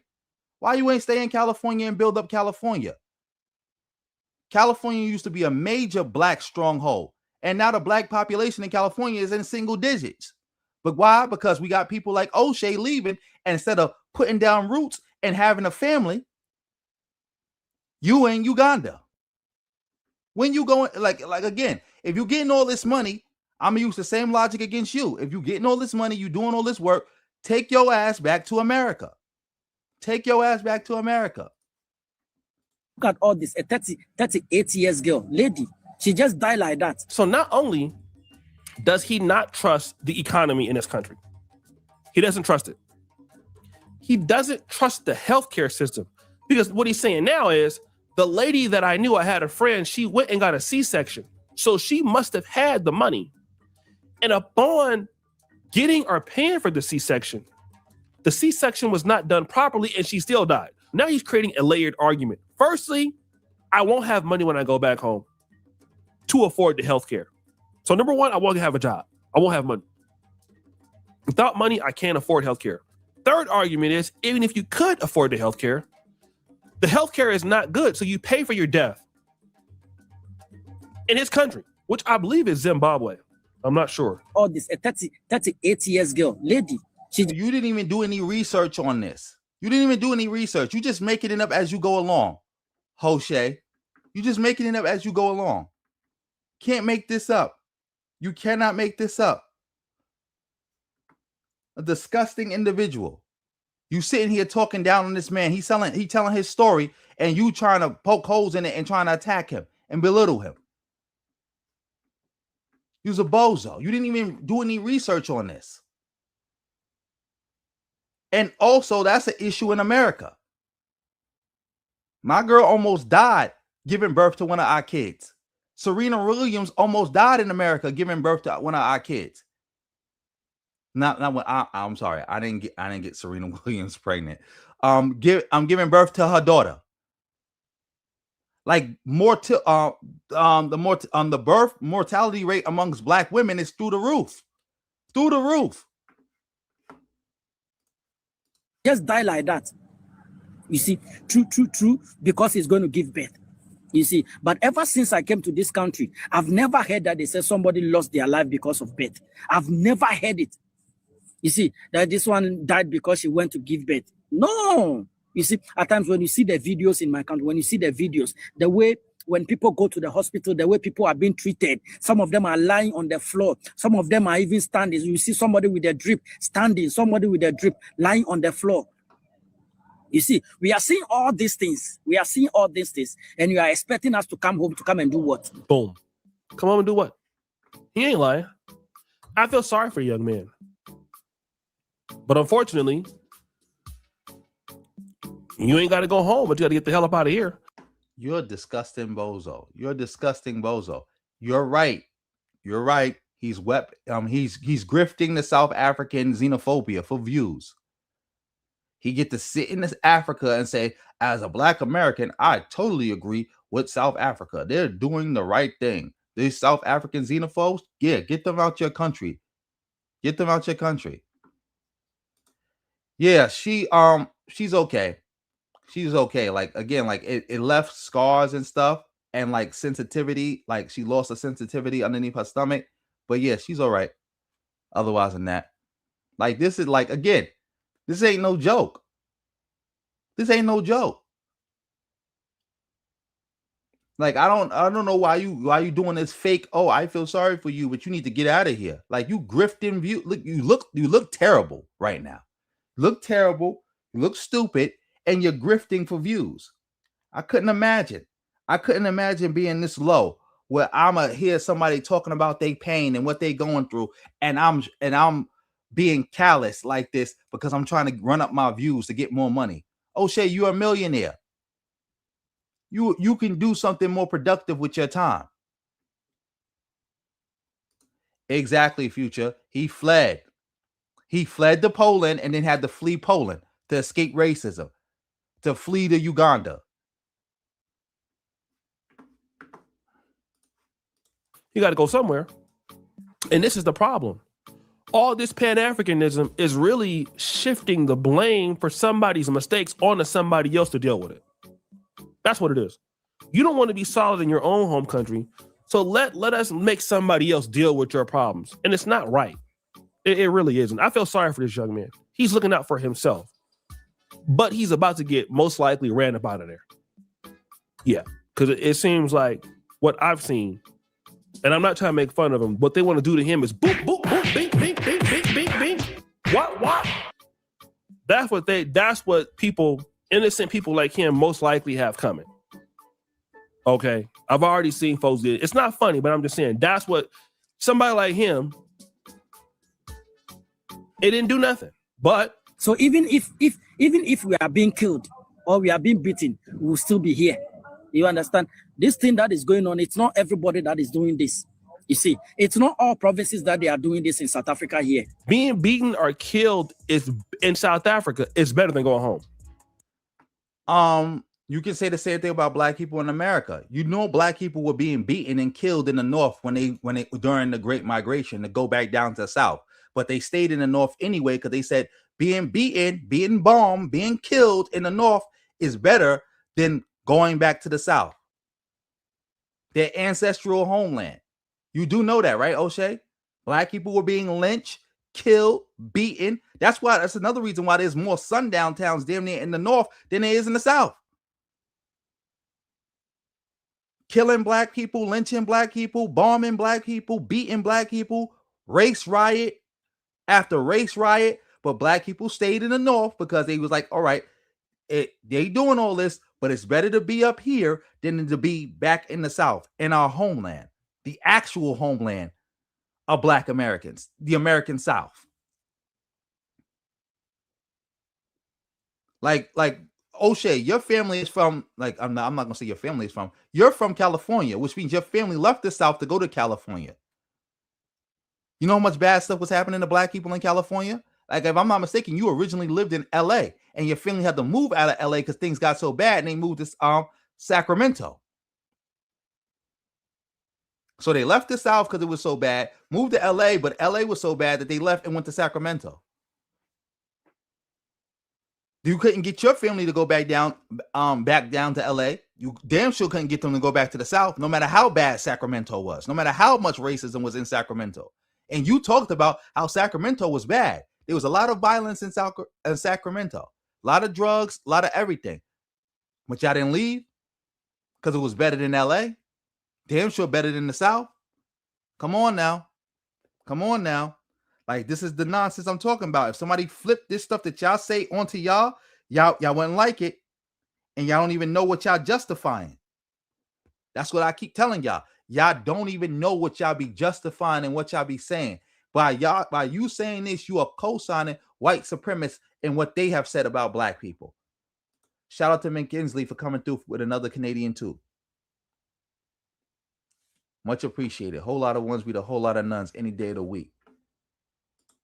Hit that join button if you can, family. That's what he just said. Do you know how, I don't want to curse because my mom watched this. Do you know how desolate your country has to be for somebody to say, I'd rather die here than to go back to Zimbabwe, or I'd rather die here than go back to Malawi or Somalia? Do you know how desolate a country has to be for somebody to say that? And I'm not saying that they are desolate, but I believe that that's what he's saying. You can say anything that you want to say. You can Look at this. You are saying that, but now you trying to say, well, I'm not saying that. That's what he's saying. You can't even stand on your xenophobia. You can't even stand on your hate. You a bozo. say anything that you want to say. Now, guys, I just want you to pay attention to what's really going on. Why these migrants are fighting so tough. The Malawians, the Somalis, certain folks in Ghana and Nigeria. And these people, again, I'm pretty sure a lot of these people are hardworking people, want an opportunity. But here's the system that we're going to talk about. When you come from these ecosystems in Malawi, you come from Uganda, certain parts of Kenya, you jump into a metropolis like Durban, you jump into a metropolis such as Johannesburg. You don't come from an ecosystem in which you can jump into a place like Johannesburg and make it better. Because you don't have that much, a lot of these people don't have that much to offer. South Africa is a diversified economy with a lot of moving parts. And if you didn't get any ecosystem development in Uganda, what can you do in South Africa? Imagine you have people from Uganda. What are you talking about? That don't even make sense. Ecosystem development? What are you talking about? The reason why people move to other places is because they got more opportunity and it's easier to get something going. You think it's easier to get something going in Mississippi than it is to get something going in Chicago? You think it's easier to get something going in Alabama than it is to get something going in Detroit in the 1930s, 1920s, 1940s, 1950s? Like, you don't even know what you're talking about. Again, everything you're saying, somebody could flip that back onto you. That come from the village to Kampala, that cannot even speak English. Not to say that you need to speak English, but let's say, for example, you come from Arua, you come from Masaka. What you don't understand is this: certain people are coming directly from Masaka straight to Johannesburg. Never even lived in Kampala. They know they have family somewhere in South Africa. Can't even speak English, a word of English. But they're somewhere undocumented because you have family from Ethiopia there. I used to see Ethiopians do this a lot in Europe. Ethiopians would try to come into Poland, try to come into the UK. They would try to get asylum. So now imagine you come to Poland and you can't speak Polish. Same thing here. So you're coming to Johannesburg, a metropolis in the world stage, and you cannot contribute in any meaningful way. But if you break your leg, you're in the hospital. But you break your arm, you're in the hospital. You get HIV, you're in the hospital.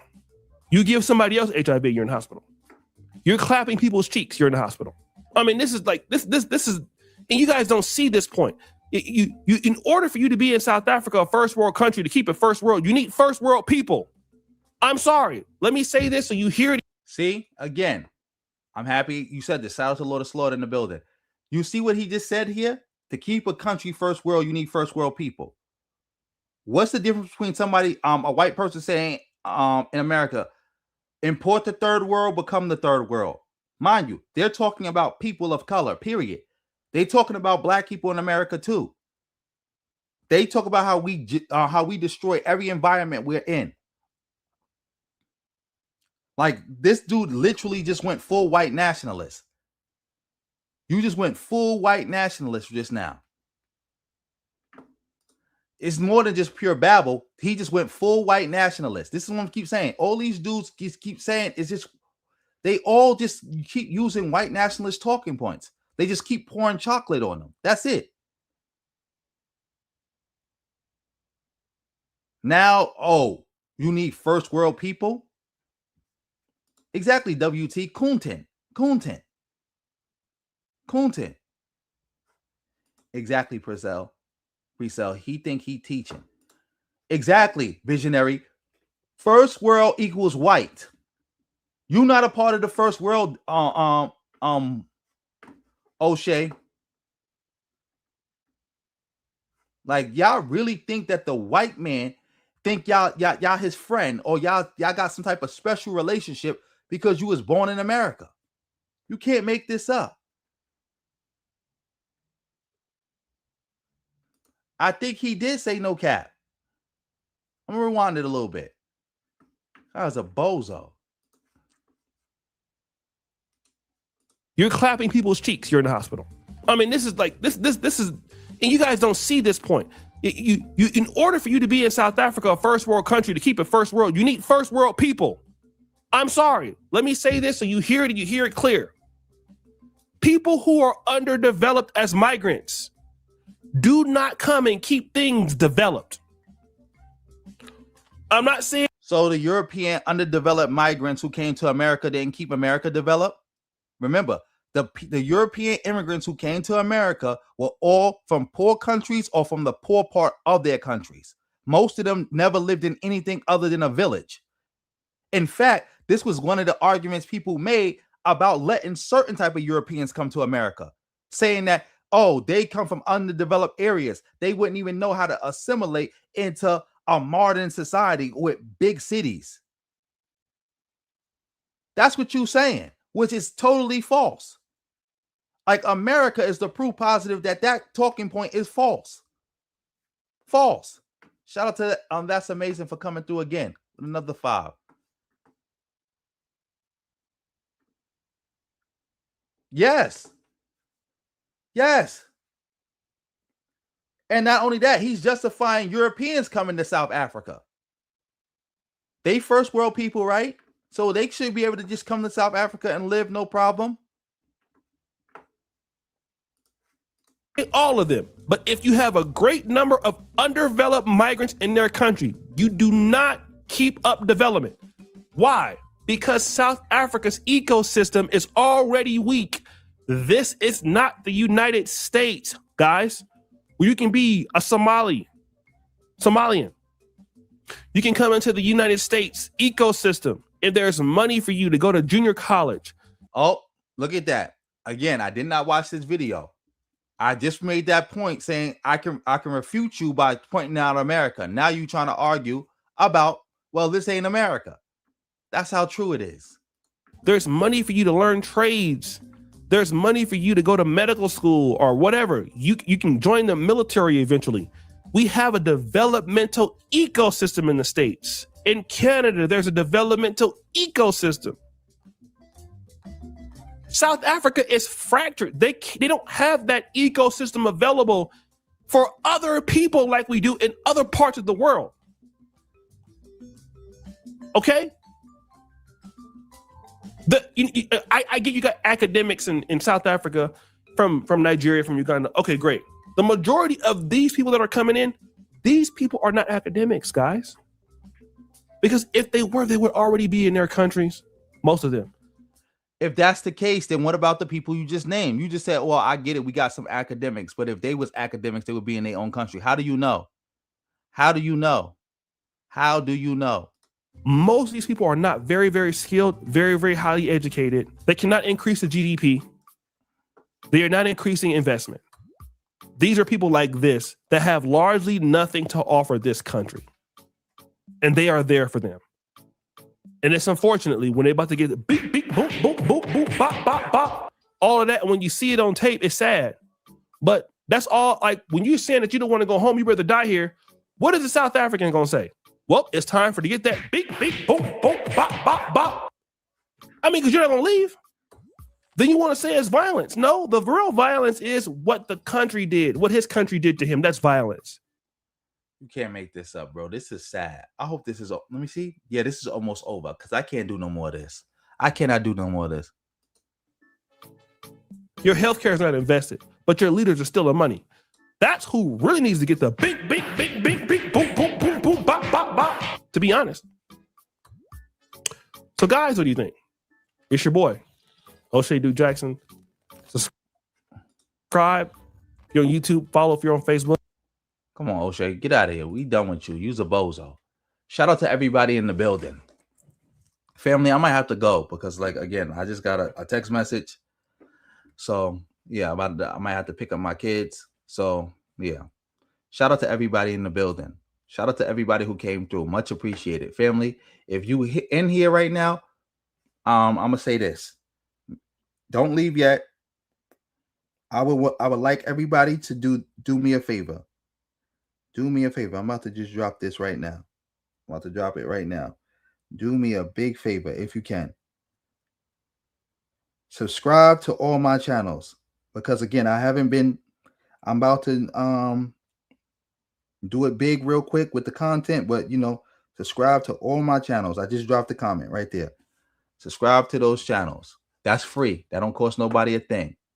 But you can do that after I end the stream. But I want to thank you for the fire emojis. I want to shout everybody out. I want to shout everybody out who supported the stream. I'm gonna shout everybody out. Here we go. We're gonna do it like this. We're gonna shout it out like this. Shout out to Justin March for coming through, gifting 20 memberships. Family, if Justin March gifted you a membership, make sure you keep it going and make sure you thank him. Make sure you thank him. Shout out to the man of tomorrow for coming through with the 100. Much appreciated. He said it all big tonight. Shout out to Tony for coming through with the 10. Shout out to Samurai for coming through with the 777. Shout out to That's Amazing for coming through with the 5.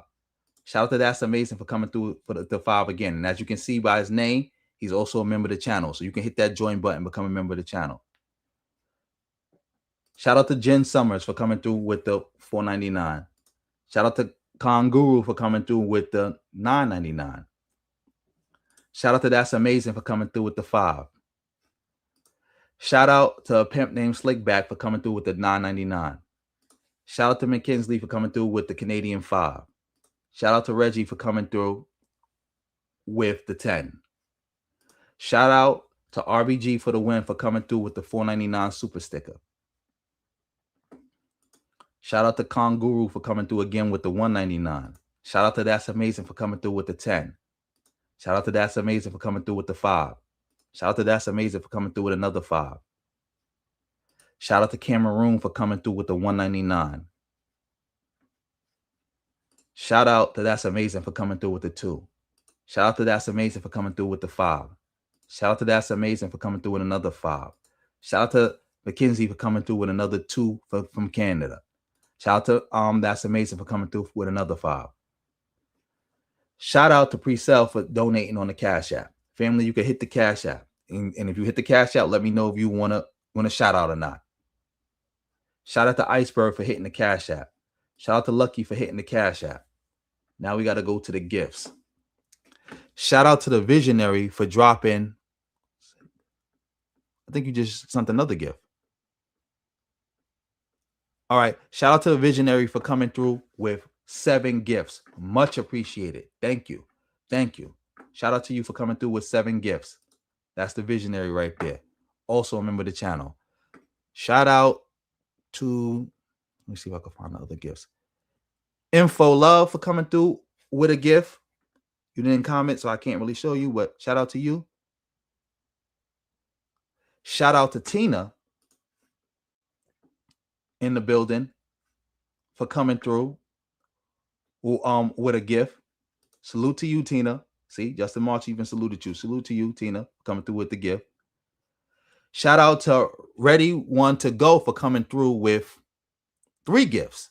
Much appreciated. Much appreciated. Thank you for all the support. Thanks everybody for coming through with the fire emojis. Much appreciated. Yep. He MVP. He co-MVP. He MVP also with That's Amazing. That's Amazing came through.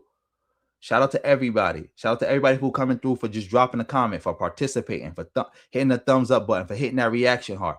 All support is good support. Sharing the stream, subscribing to the channel, hitting the bell, doing all of that. Much appreciated. Matter of fact, let me see something. Let me see something. 1, 2,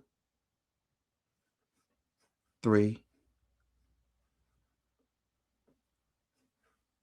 4, 5, 6, 7, 8, 9, 10. Shout out to That's Amazing. He donated 10 times tonight. Much appreciated. Thank you. Shout out to you. I shouted out the Visionary for donating 7 gifts. Shout out to Ready One to Go for donating 3 gifts. Shout out to let me see. 1,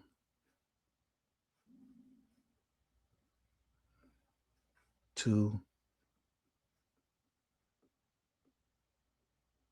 Shout out to Kanguru for coming through twice. I think he came through twice. Let me see. 1. Yeah, he came through twice.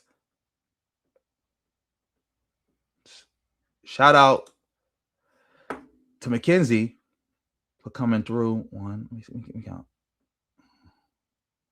Sorry, y'all. I gotta scroll through this.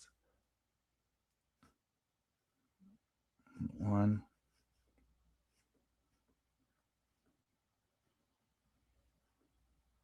Shout out to Mackenzie for coming through twice. Oh, shout out to a pimp named Slickback. He just came through twice with himself, with dropping another 5.